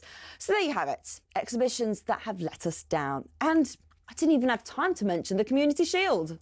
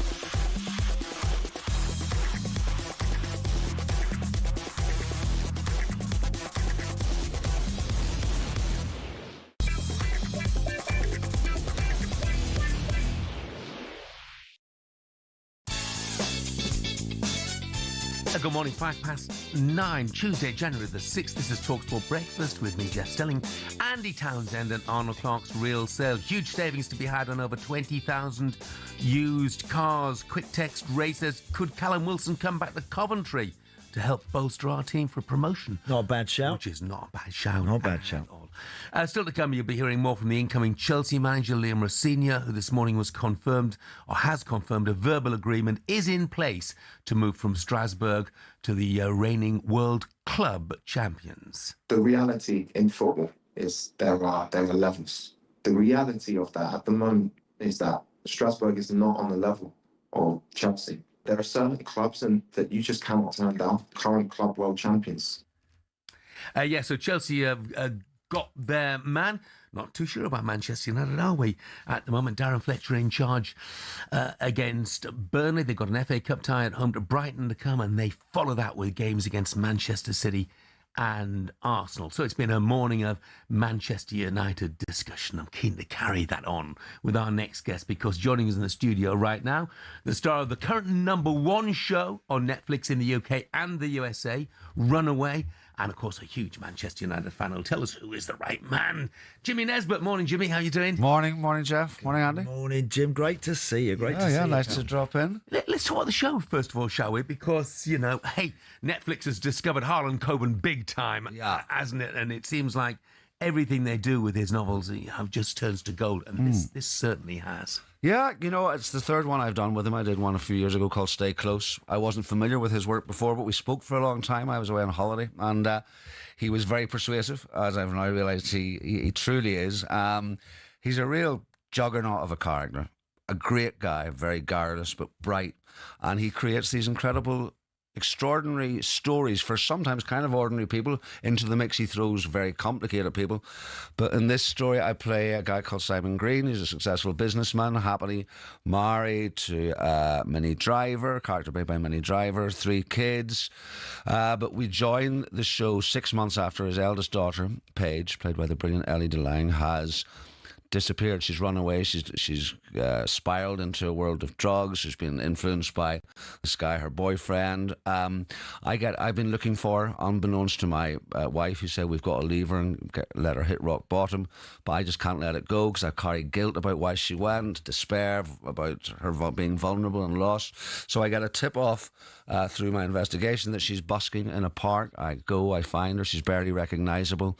She's feral. I mean, her face is just ruined by the the life that she's now leading. I plead with her to come home. She runs away. I get hold of her, but then her boyfriend comes in, intervenes. I beat him up quite explosively, quite brutally.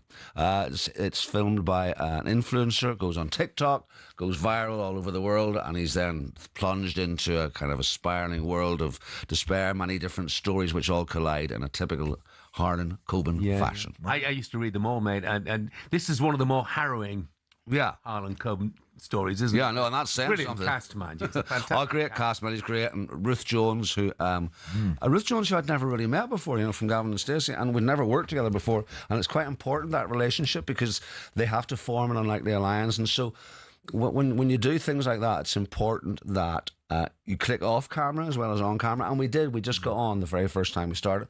The young cast members are absolutely brilliant. John Ponting, Maeve, who play the kind of the young baby-faced assassins. Ellie Delange, who plays my daughter. So there's just a wonderful cast, and Harlan creates and Key Street Productions, who make them. Nikki Schindler, who herself is a big red. They kind of form a family. And so that's why a few of us go back and do other ones. It's great, and Harlan is there the whole time. He's right at the end of a phone if you want to ask him anything. So it doesn't feel like work. I mean, it's relentless. But that's the privilege of it. Because you've worked with him before, Jim. So obviously, I would imagine the time it takes for you to make a decision on whether you actually want to do this. Is probably no doubt a lot less. That's right. I know, because I mean, you're hitting the ground running. There's not. You know that it's not a world of kind of hidden agendas and secret egos. You know that everyone's in this together. They give every person in whatever department they're in has their worth, has their job, has their say, and you work as a team. So it's great. I mean, as I say, it is relentless. And it's funny, particularly when we're filming up in the Northwest. I mean, one of the great things about it is they film in Manchester a lot of the time. So not only was I able to be up in Manchester, which I love so much, having spent so much of my career doing cold feet up there, and obviously being a massive United fan, but my second daughter, Mary, was she was in her final year at university. So it was just great to have full access to her all the time. It was brilliant. But, it's funny when you film through the seasons up there, because we started in January, filming on Saddleworth Moor, and it was as cold as I've ever known. I mean, and you can sort of sense it's in, I think it's in episode 3, if anyone watches it.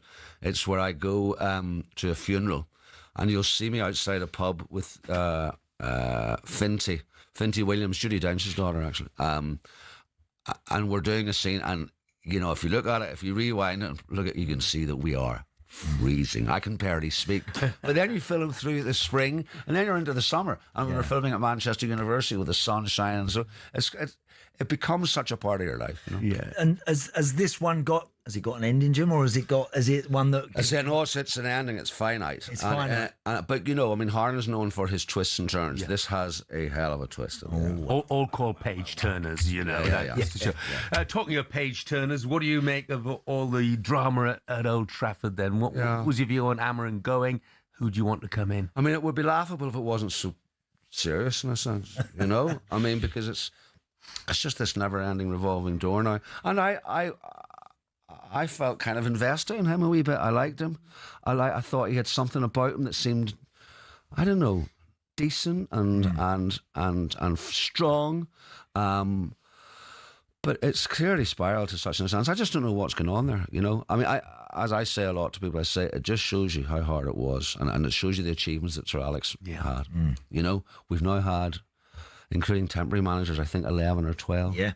And if you look at some of those characters, there's a bit of me that kind of thinks, imagine if Moyes had been given a wee bit more time. Would we be sitting here having this conversation? I don't think we would.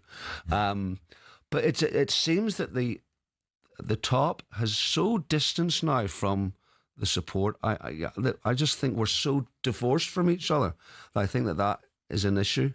I think it screams shambles to me a wee bit, and but I mean, it's easy for me to say that. I'm sure it's not easy. I don't run a club, but it's reflected, Jimmy, in a lot of the texts we've had this morning. Really, yeah. A lot of the texts are incredibly critical of Ineos in particular, at all levels, really, rather than being critical of Ruben Amorim. I mean, the thing is, I don't know, and and I love going to the place, and I mean, God, I'll always love going to the place, and I can't wait to get back. So I don't want to damage that anyway. No. But I just think as a fan, you just wonder when will it stop. Because, I mean, obviously we were going to be it didn't surprise, I don't think, anyone that, you just can't sustain what Sir Alex is saying for all those years. And there was going to be change and all that.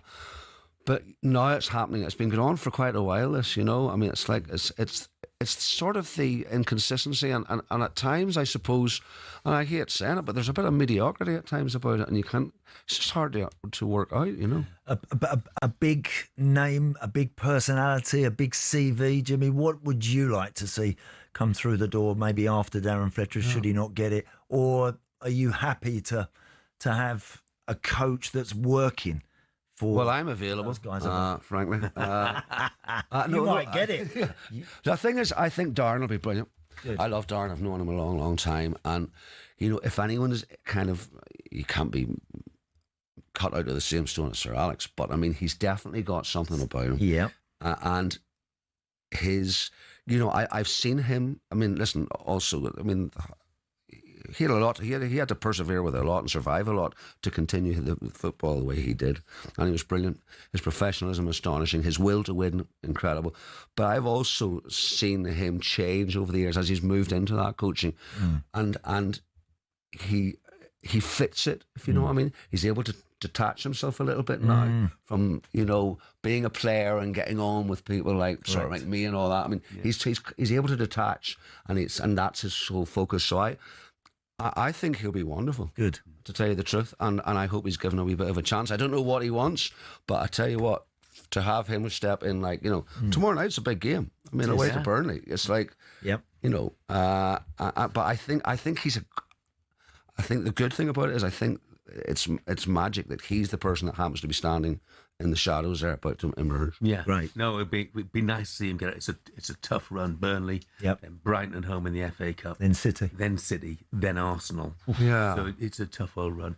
Jimmy, great to see you. You too. Thanks for great to see you, Jimmy. Yeah, and best of luck with the show. Don't forget, check out Runaway, available on Netflix right now. Brilliant cast, brilliant storyline as well. Coming up, we turn our attention to the mess at West Ham and the mess at Celtic with their former striker John Hartson. The good news: Rod Stewart's happy. He's gone! He is gone!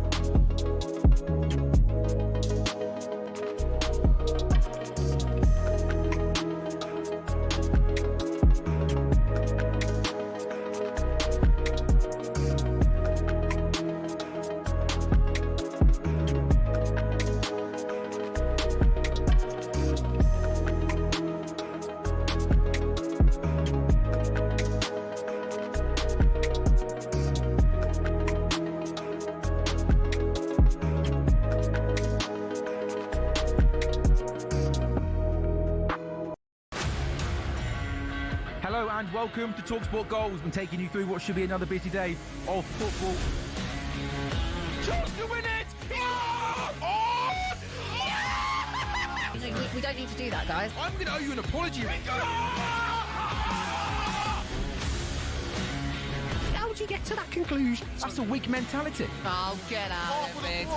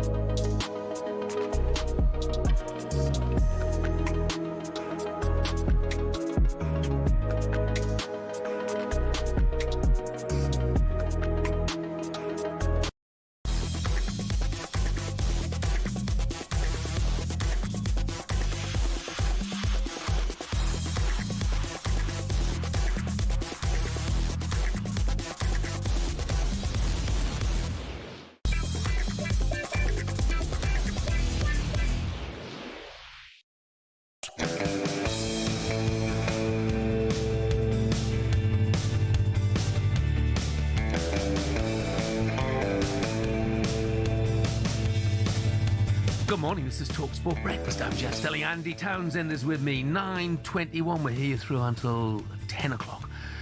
Wilfred Nancy's turbulent 33-day spell at Celtic's over after their crushing 3-1 defeat against Rangers in the Old Firm derby at the weekend. They're now 6 points behind. Hearts level with Rangers in the table. Only 2 points ahead of fourth place Motherwell, in fact. So Martin O'Neill is returning for a second spell until the end of the season. Celtic superfan Rod Stewart could not hide his delight at the news. He's gone! He is gone! Wilfred Nancy has been fired or he left, I don't care. He's just not at Celtic. Now, we face Dundee at the weekend. I'm going to be up there for this game, mate. Don't you worry.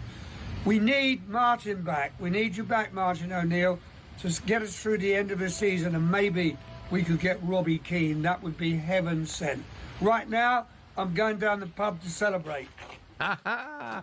So Sir Rod is delighted that Wilfred Nancy is gone. He's delighted that Martin O'Neill is back. Let's find out if John Hartson is equally delighted. Morning, John. Morning, John. Morning, Jeff. Morning, Andy. Are you pleased that they've made the change, John? Well, Jeff, I think the change was needed. It had to be done, and for the sake of Celtic, going back on a winning run. He'd lost 6 games out of 8, and Andy will tell you, football nowadays, Jeff, you've got to win. You've got to win, especially up here in Glasgow, where they suffered a heavy defeat at the weekend from being 1-0 up. And then, obviously, Rangers coming out in the second half, made a couple of changes, and then they outplayed Celtic in the second half. But apart from that, I don't like to see. Felt a bit sorry for him at times. He seemed a very lone figure on the touchline there at times. And I'm not going to go shouting and everything else like Rod there. Rod's running the show, isn't he? Well, do you know, John?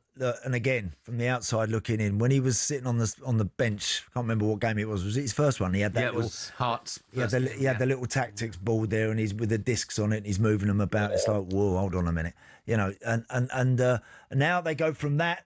They go to someone they know exactly what they're going to get in Martin O'Neill. Do you think there would have been any temptation, John, in Martin coming back to Celtic and saying, I'll tell you what, yeah, I'll come back again, but I want another year on the end of it? Do you think he might have been tempted with that? No, I think Martin, in all fairness, Andy, I think he was happy coming in as an interim boss, when they were looking for somebody once Brendan Rodgers left. In the meantime, they were looking for a manager. Wilfred Nancy come in. But I think Martin was quite happy doing the 7 or 8 games. He won 7 out of 8, and I think he was quite happy to hand the reins over. I don't think Celtic actually went to him and discussed, being in charge for any further games. Yeah, I mean now, John. Coming back this time, the second time. I'm not sure, Andy. You'd have to ask him. Yeah. You'd have to ask Martin, what he wants to. I know he likes living on the King's Road. He goes in and he does talkSPORT with Jim and Simon. I think he enjoys a bit of golf. He plays in charity games. He does his dinners. He does his corporate lunches and all these things. So you'd have to ask him, Andy. Don't even want to talk about age because certain people can be really fit and strong, when they're older. And Martin seems to deal with it quite well. Yeah. As far as Celtic are concerned, then, John, still in with a shout at the title, do you think? I think so. I think so, Jeff. There's 18, 19 games to go. They still have to play Hearts twice. Hearts they've had a blistering start to the season, and obviously they've got Tony Bloom's help as well. They've got a bit of a link up with Brighton as well. So I'd imagine they'll have some funds to spend now in the January window. But so will Martin. Martin will demand a few more players. Celtic need them, Jeff. They need a defender. They need a centre forward. And although Celtic have lost 6 out of the last 8, if they'd had a proper, without sounding disrespectful, if they'd had a goal scorer in the team, they might have won 4 out of them 6 games they've lost. They have missed so many chances. Defensively, they've been poor. Yes, of course, the manager, the buck stops with the manager. He's had terrible results. But, yeah, absolutely. They'll still believe now they've made the change early enough with 18 games to go. Still have the Scottish Cup, still have the Europa League as well to play for. So there's plenty to play for. That's where Martin's come back, I think. Yeah. And John, just turning your attention to the Premier League, your old club Arsenal got it done against Bournemouth. Liverpool, Thursday night. Another big one coming along. That is a big one. It's at the Emirates as well, isn't it? Yep. Yeah. It is indeed. I believe. Yeah. Well, you just hit the nail on the head there, Andy. They're getting it done. Yeah. And sometimes Bournemouth is a really tough game, away from home. But they stay in the game. I think Bournemouth had a couple of chances early on. They stay in the game. And then, Declan Rice, who he sounds cheap now, 100 million, doesn't he? But what a signing that was. And he's brilliant. He broke through and scored that early goal, which gave him the lead. And yeah, they look very, very strong. City again dropped more points at the weekend. I think City are probably the only team now, Andy, that could potentially catch Arsenal. They look very good as well, Manchester City. But, who knows? Arsenal have got, they've got strikers, they've got great wingers, they're defending strong, they've got a great goalkeeper. So if they mess this one up, then, they'll rue that for many years because they're in a great position to go on and win it now. And at the other end of the table, John, another one of your old clubs, West Ham, home to Forest tonight now. If they were to lose this game, they'd be 7 points adrift. How much do you fear for them? I do fear for West Ham, Jeff. I really do. They've changed the manager a couple of times. Am I right in saying that? Potter started and somebody else came in, and now it's Nuno.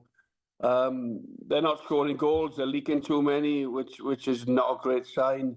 I do fear for West Ham. I think they need signings in the window. They need an impact players to come in, and because I just spoke there about 18 games. You think it's a lot of games, but when you play in Saturday, Wednesday, Sunday, they quickly go, and all of a sudden you find yourself 8 or 9 games to go, and you're 7 or 8, 9 points adrift, and then the pressure sinks in. It's not all about performances. Then it's about characters. When you're chasing to stay in the league and. You need characters in the team, you need leaders, you need people to point the finger.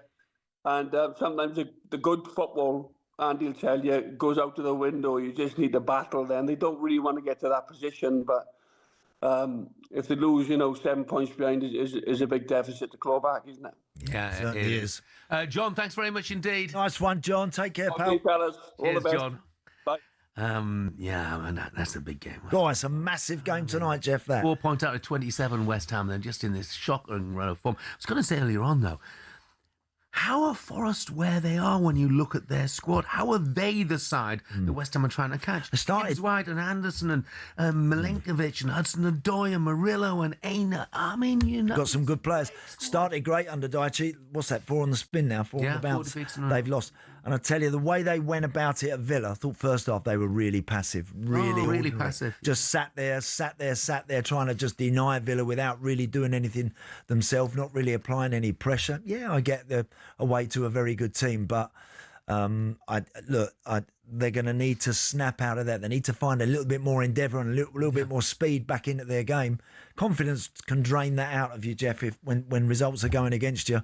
But they need something this evening. They certainly do. They need to keep that cushion between them and the Hammers. It's interesting. We were talking earlier about, why is it always the manager who carries the can? But actually, it sounds like at Forest, if anybody carries the can here, it's not going to be Sean Dyche, but Edu, who is their head of football, who's reportedly under real pressure at the moment. Yeah, well, look, and again, I'm working for Mr. Marinakis is a guy that doesn't like to dwell on things. He likes to normally make a decision. Don't mess around, does he? Don't mess around. If the button's there to be pressed, he'll press it.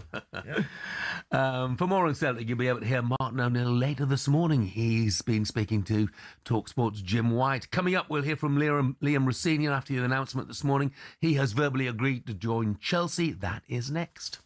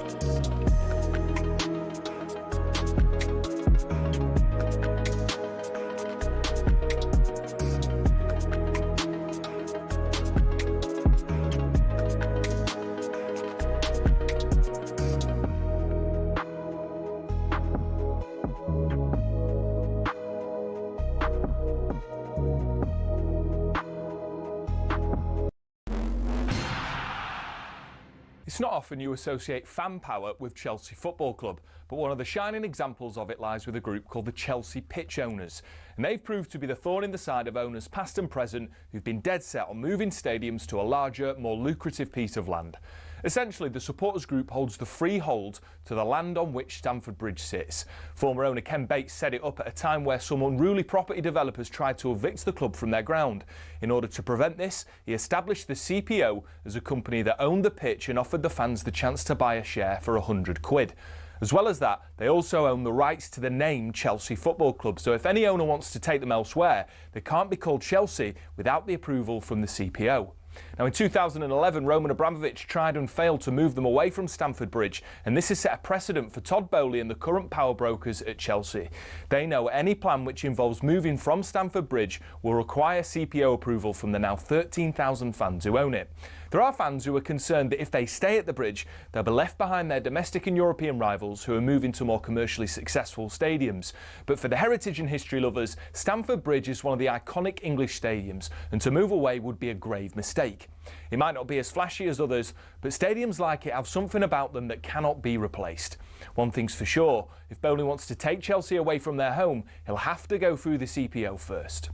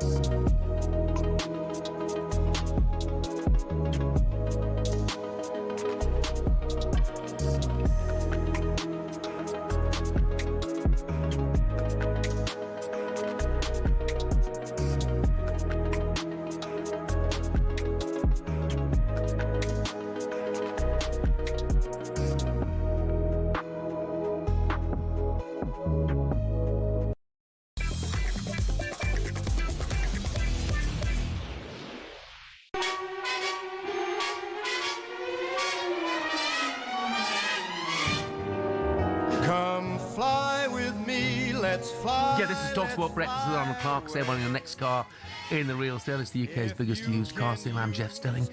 Andy Townsend is with me. We'll talk Sinatra in a moment or two. Just want to say, Andy, I won't be coming in very much more often because... Why's that? I might not have a car. What, because... All 70-year-old pluses have got to pass an eye test. You'd be right. Your eyes are good. Well... at the moment, all you've got to do is sign. You just got to say, yeah, my eyesight's okay. So I'm capable of doing that. I mean, I couldn't quite see where to put it on the form, but then they say 19% of all accidents are caused by 70-year-olds plus. Well, who causes the other 81% then, eh? Why didn't they tell us that? I would say a fair old chunk of that would be 18 to 21-year-olds, probably. I would think a big chunk of that, 81%, would be younger people who are just getting just into life on the road on a daily basis. Is that right? So is that all you've got to do when you get 70? You've only just literally got to sign up. Just say my eyesight's fine. I'm good enough, yeah. Keep going. Yeah. Which is not exactly foolproof, is it? I was going to say. Yeah. No, I mean, in fairness, I haven't got any... Well, I haven't got any problem with it. I don't have any problem with it because obviously you've got to have good eyesight, reasonable eyesight at least, to be able to drive. I do feel sorry for those who will fail that test because... For over 70-year-olds, a car can be, so important to your life, to your whole life, Do you know, Jeff, I remember my mum had already passed away, and I remember my dad, as he was getting on, God rest him, when we had to take his car off of him because of his dementia, and you were starting to worry about him when he was going out on the... When you take the wheels away, oh my goodness, it's a really tough moment. That is because he wasn't happy and he didn't want to lose that independence, that last little bit of independence that he had. That's what it does. It takes away that bit of independence. Yeah. Now, why Sinatra? Well, this is a very tenuous link indeed, because Liam Rosenior is on his way back to London, no doubt, via one of Todd Bowley's private jets. Had to come fly with me. I told you it was tenuous to complete his move from the Strasbourg dugout to that of Stamford Bridge. Let's hear what the former Fulham, Hull City and Brighton and Hove Albion defender and, of course, former Hull City manager told a select group of feisty French reporters this morning, questioning when and why he's making the move. I haven't signed yet. I've agreed verbally with Chelsea. And actually, it's really important. This is different to anything anyone's ever done. Nobody's made a statement before they've signed a contract. Everything's agreed. It will probably go through in the next few hours. I want to make this clear. That's why I'm here. I'm here because I care about this club, and I felt it was right for me to answer your questions physically here today before I move on with the next stage of my career. The reality in football is there are levels. There are levels of clubs. I know that the ambition of this club is to reach the very, very highest level. The reality of that at the moment is that Strasbourg is not on the level of Chelsea. It's not as big a club. It will grow and it will achieve things in the future. But there are certain clubs that you just cannot turn down. So I hope the fans can see that. I hope they're proud in a way that somebody who's worked here has been identified to be the manager of a Champions League winning current club world champions. I hope that people can see it in that way, can understand how difficult it was for me to make the decision to leave the club. Yeah, right. Now, Strasbourg, yeah, he does. Oh, look, he's an eloquent boy. Intelligent guy. There is Yes, he no is. question about that. But look, there's an interesting response after this, because obviously Strasbourg, owned by Blue Co., owners of Chelsea as well. The Strasbourg Supporters Club Federation, listen to this, talk about strong. The transfer of Liam Rosenior marks another humiliating step in Racing Strasbourg's subservience to Chelsea. Wow. For 2.5 years, along with others, we have been trying to raise the alarm about this. The problem goes far beyond the mid-season sporting impact and ambitions of a young coach. It is structural. The future of French club football is at stake. They go on to say the current ownership must leave now, and they will coordinate closely with 3 other associations actively fighting against multiple ownership, as well as all people of goodwill, to define the next steps. They feel very strongly that they're being used as a feeder club. They've been calling themselves Chelsea Reserves, and you understand from their perspective how difficult that is. I absolutely get that. I totally get that. And it'd be very interesting for the next coach of Strasbourg, whether that is another one of these Chelsea, dare I say, appointments, or are they going to go for something that they feel might be a little more in touch with their own fan base out there? We'll have to wait and see on that, Jeff. But that's a very interesting take. I bet. I mean, I don't know how long it's been now since Blue Co have been in charge of Strasbourg. I'm not sure how long that's been the case. When they probably first heard about all this, I'm sure there would have been a bit of excitement around it. There would have been, wow, this means we're going to have more money. This means with more money we can be more competitive. And it does. In defence of Blue Co, they spent last season, they're 7th this season. They spent a club record 127 million euros this summer. So but they lose. But when they start to feel they're losing their identity, it's that bit, Jeff, that the football fan can't handle. And I totally get it. When they feel their club is no longer the club that they started supporting all those years ago, then that's the bit that they find it really difficult to handle. Yeah. And you got any views on multiple ownership? Do you think it's a good thing? I can certainly see the merits of it. I remember when Watford had Genoa, and they had Spanish team, and they had some, and the owners of the Pozzo family. It's more and more common, isn't it? Correct. There was you could see how that potentially could work, but then all of a sudden, I've always said Watford must be one of the most difficult teams in the world to support because of just the sheer amount of traffic in and out of there, coaches, managers, etc., etc. Hard to attach yourself to anything tangible that's going to be there for more than 10 months, 12 months. Can be very difficult, I think, sometimes this model. I can see how it can work for businessmen and for powerful, wealthy men. I get that.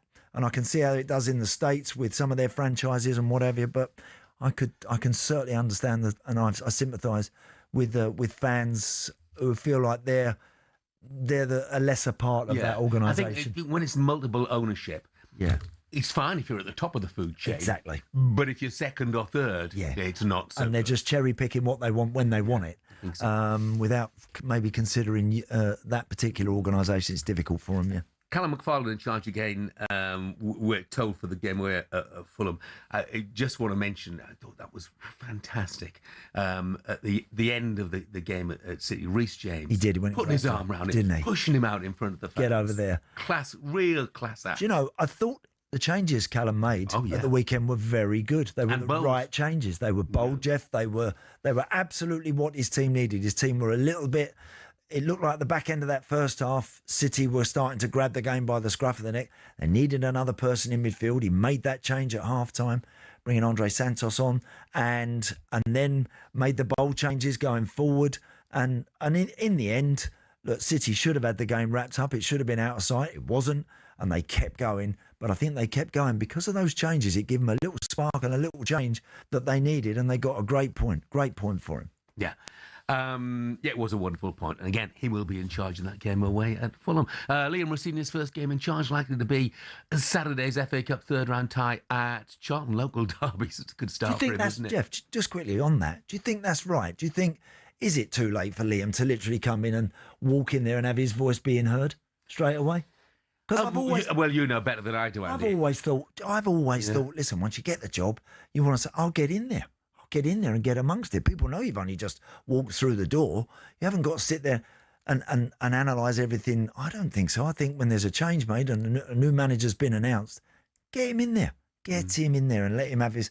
And let him make that first speech that I spoke to you about earlier and get a point across straight away.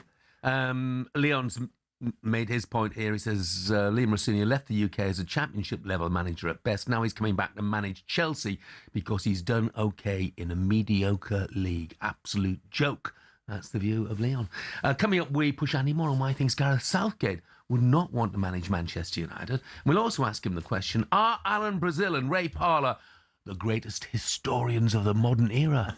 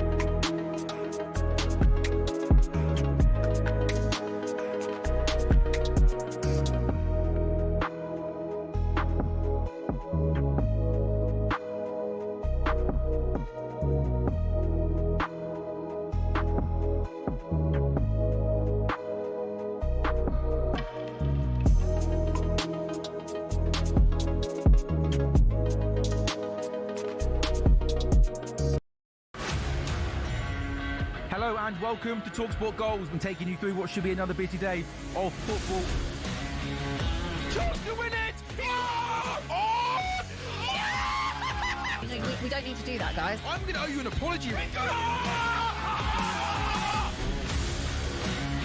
How would you get to that conclusion? That's a weak mentality. Oh, get out of it.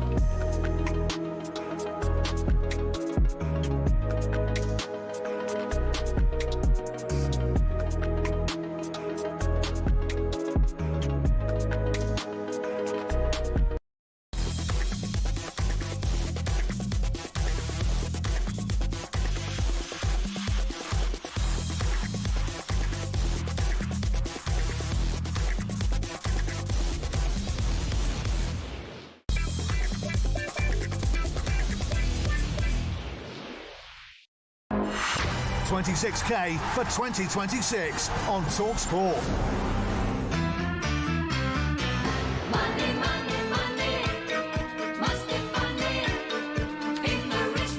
Good morning, this is talkSPORT Breakfast. I'm Jeff Stelling. Andy Townsend is with me. Our lucrative New Year competition comes to an end in just a few days' time. Andy, tell us more. It does, yes. Only a few more days left for your chance to win £26,000.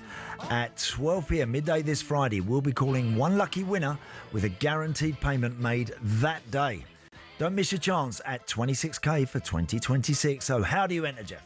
Well, for your chance to win, text the word WIN to 83338. Text costs £2.50 plus your standard network rate. Or you can call 0343 423 9761. Lines close 12 p.m. on Friday. That's when you'll need to answer your phone if it rings. UK residents only 18 plus. This is a network promotion. Full T's and C's at talksport.com/win. So for your chance to win, once again, text the word WIN to 83338. Do it now. And the very best of luck to you.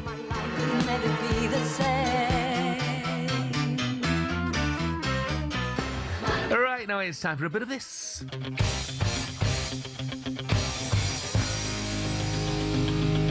Do you know, I'm going to say something here, Ali. Not for me, Clive. I mean, that's just something you just say to people. Any second now, we're going to hear the biggest rip where his bum cheeks come flying out the back of them strides. Oh, it's lovely when you wake up, there's a mattress outside your front door, isn't there? We got a bloke at work, we call him Pothole because everyone tries to avoid him. I thought I saw something similar to a large cat. Not for me, Clive.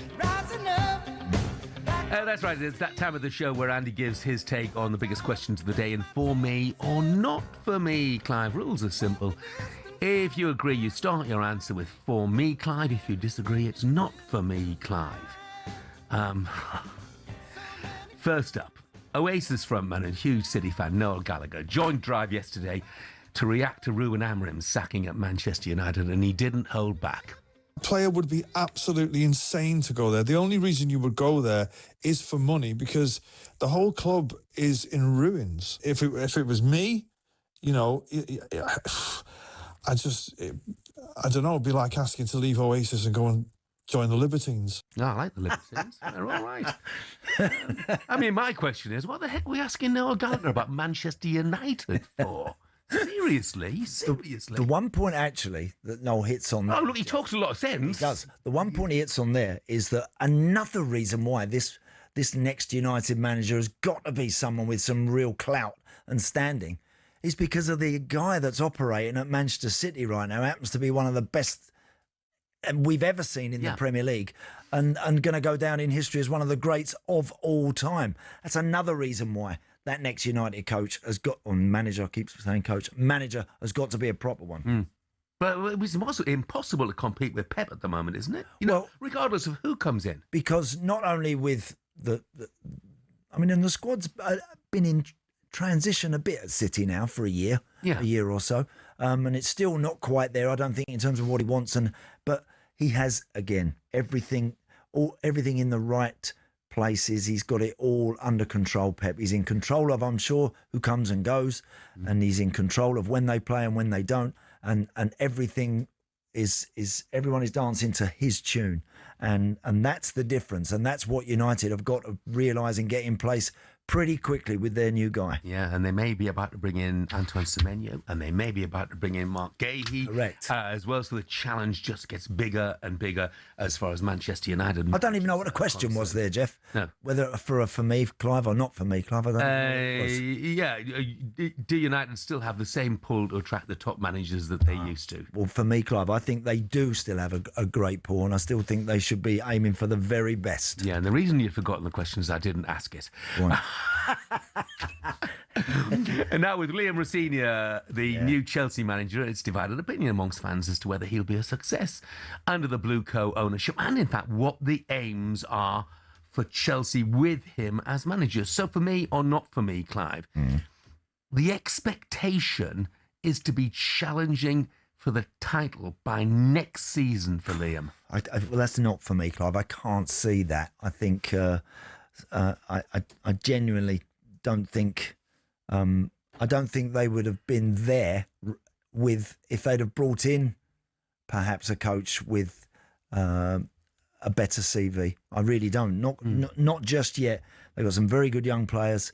But again, every window that opens, Chelsea are active and they're in there and they're driving it usually. So and that turnover of players can sometimes be a distraction and can sometimes worry. Do you think it's really their target, Blue Coat? Do you think they really target winning the Premier League? Do you think they're capable of doing that? Well, look, that should be their target, Jeff. But again, if you're going to chop and change and turn over as many players as they do, and believe that's the way to find your way to the very top and stay there, I just don't quite see that. I don't. And I haven't seen any evidence at the bridge yet of that happening. I think they'll always be in and around it. Of course they will with good players. Yeah. And they've got some, and there's a core there of very good players at Chelsea, but there's still a bit to do, I think, if they want to try and wrestle that title away from the likes of Arsenal or City. Agree. Finally, this Saturday marks a year to the day that Alan and Ray went viral for their conversation about World War II. Brilliant. While on this day back in 1540, Henry VIII married Anne of Cleves. She was the fourth of his 6 wives. And Alan and Ray's knowledge of history did not stop at the war. Poor old Anne Boleyn, she weren't so lucky, to be fair. Their relationship wasn't very good. She's the only queen who's not buried in Westminster. Oh, is that right? She's buried in... But she was beheaded. The castle. So, good night. Not a good ending for Anne. And then Jane Seymour, she died. The fourth one was Anne of Cleves, as you mentioned. Anne of Cleves, yes. Was it Catherine Parr? Parr, yes. Yeah. Catherine Howard. Oh, that's the one I'd never get. And she was beheaded as well. Oh, gee, so that weren't too good. A Rose Without a Thorn was beheaded, but people didn't live long, did they, in that era? But what an era to be in. Well, they didn't live long when they got their heads lopped off, that's for sure. So, oh, dear. For me or not for me, Clive, are Alan and Ray the greatest living historians? Oh, for me, Clive, without a doubt, Jeff. There's nothing that... Listen, forget... What is it? The rest is history. One of them podcasts. Forget that. You need to get tuned in to Al and Ray, and when they start going down the memory lane and starting to put their own unique stamp on those big historical moments, I think it's magnificent radio. Things so concisely. I mean, putting into a nutshell Henry VIII's relationship with his wives. It's definitely an act of genius. Brilliant. I think. They are funny. They are funny, and I love it when they do that. When they just all of a sudden just go off down an unending road, and you wonder where it's all going to end and where it's going to go. I love it. It's great radio. It's good fun. Yeah, I'd like to hear them on 1066. And One in the Eye for Harold and all that. Oh, I'd love to hear that. Yes, I don't think they've delved into that yet. I'm not quite sure how far their expertise goes. They're obviously being fed all those names, by the way, weren't they? Yeah, I don't think that'd rattle the 6 wives off. Yeah, no. I don't think so either. Brilliant, mate. Well, very much enjoyed it today. Thank you, Jeff. Yeah, got lots in store this week? Yes, I'm at, where am I? Arsenal Thursday. Arsenal-Liverpool Thursday, big game. Can you see anything other than an Arsenal win? I don't think so. Don't think so at the moment. No, me neither. Liverpool not quite there, are they? Not quite. Still something that's not happening for Arne Slot's team at the moment. They hope they've got Ekatike back, which will make a difference, but they were terribly passive in the first half as well at Fulham. Yeah. Didn't manage a shot on target. What they can do, Liverpool, they can if they do decide to really start going for it, then they can have spells in any game at the moment where they can hurt you and worry you. So, and Arsenal have got to be careful of that, But again, when we spoke to Big John earlier, he said Arsenal seemingly getting it done at the moment, and that is very much the way for them, and that's good enough right now. Big game. Enjoy it, mate. Thank you, mate. Don't forget, Alan's back tomorrow for his first show of the new year. He's alongside Gabby on Wednesday and Thursday. The historians are back together as Alan and Ray bring you breakfast on Friday. Don't miss that. Coming up next, it's Jim White and Simon Jordan, and they will be joined by Martin O'Neill.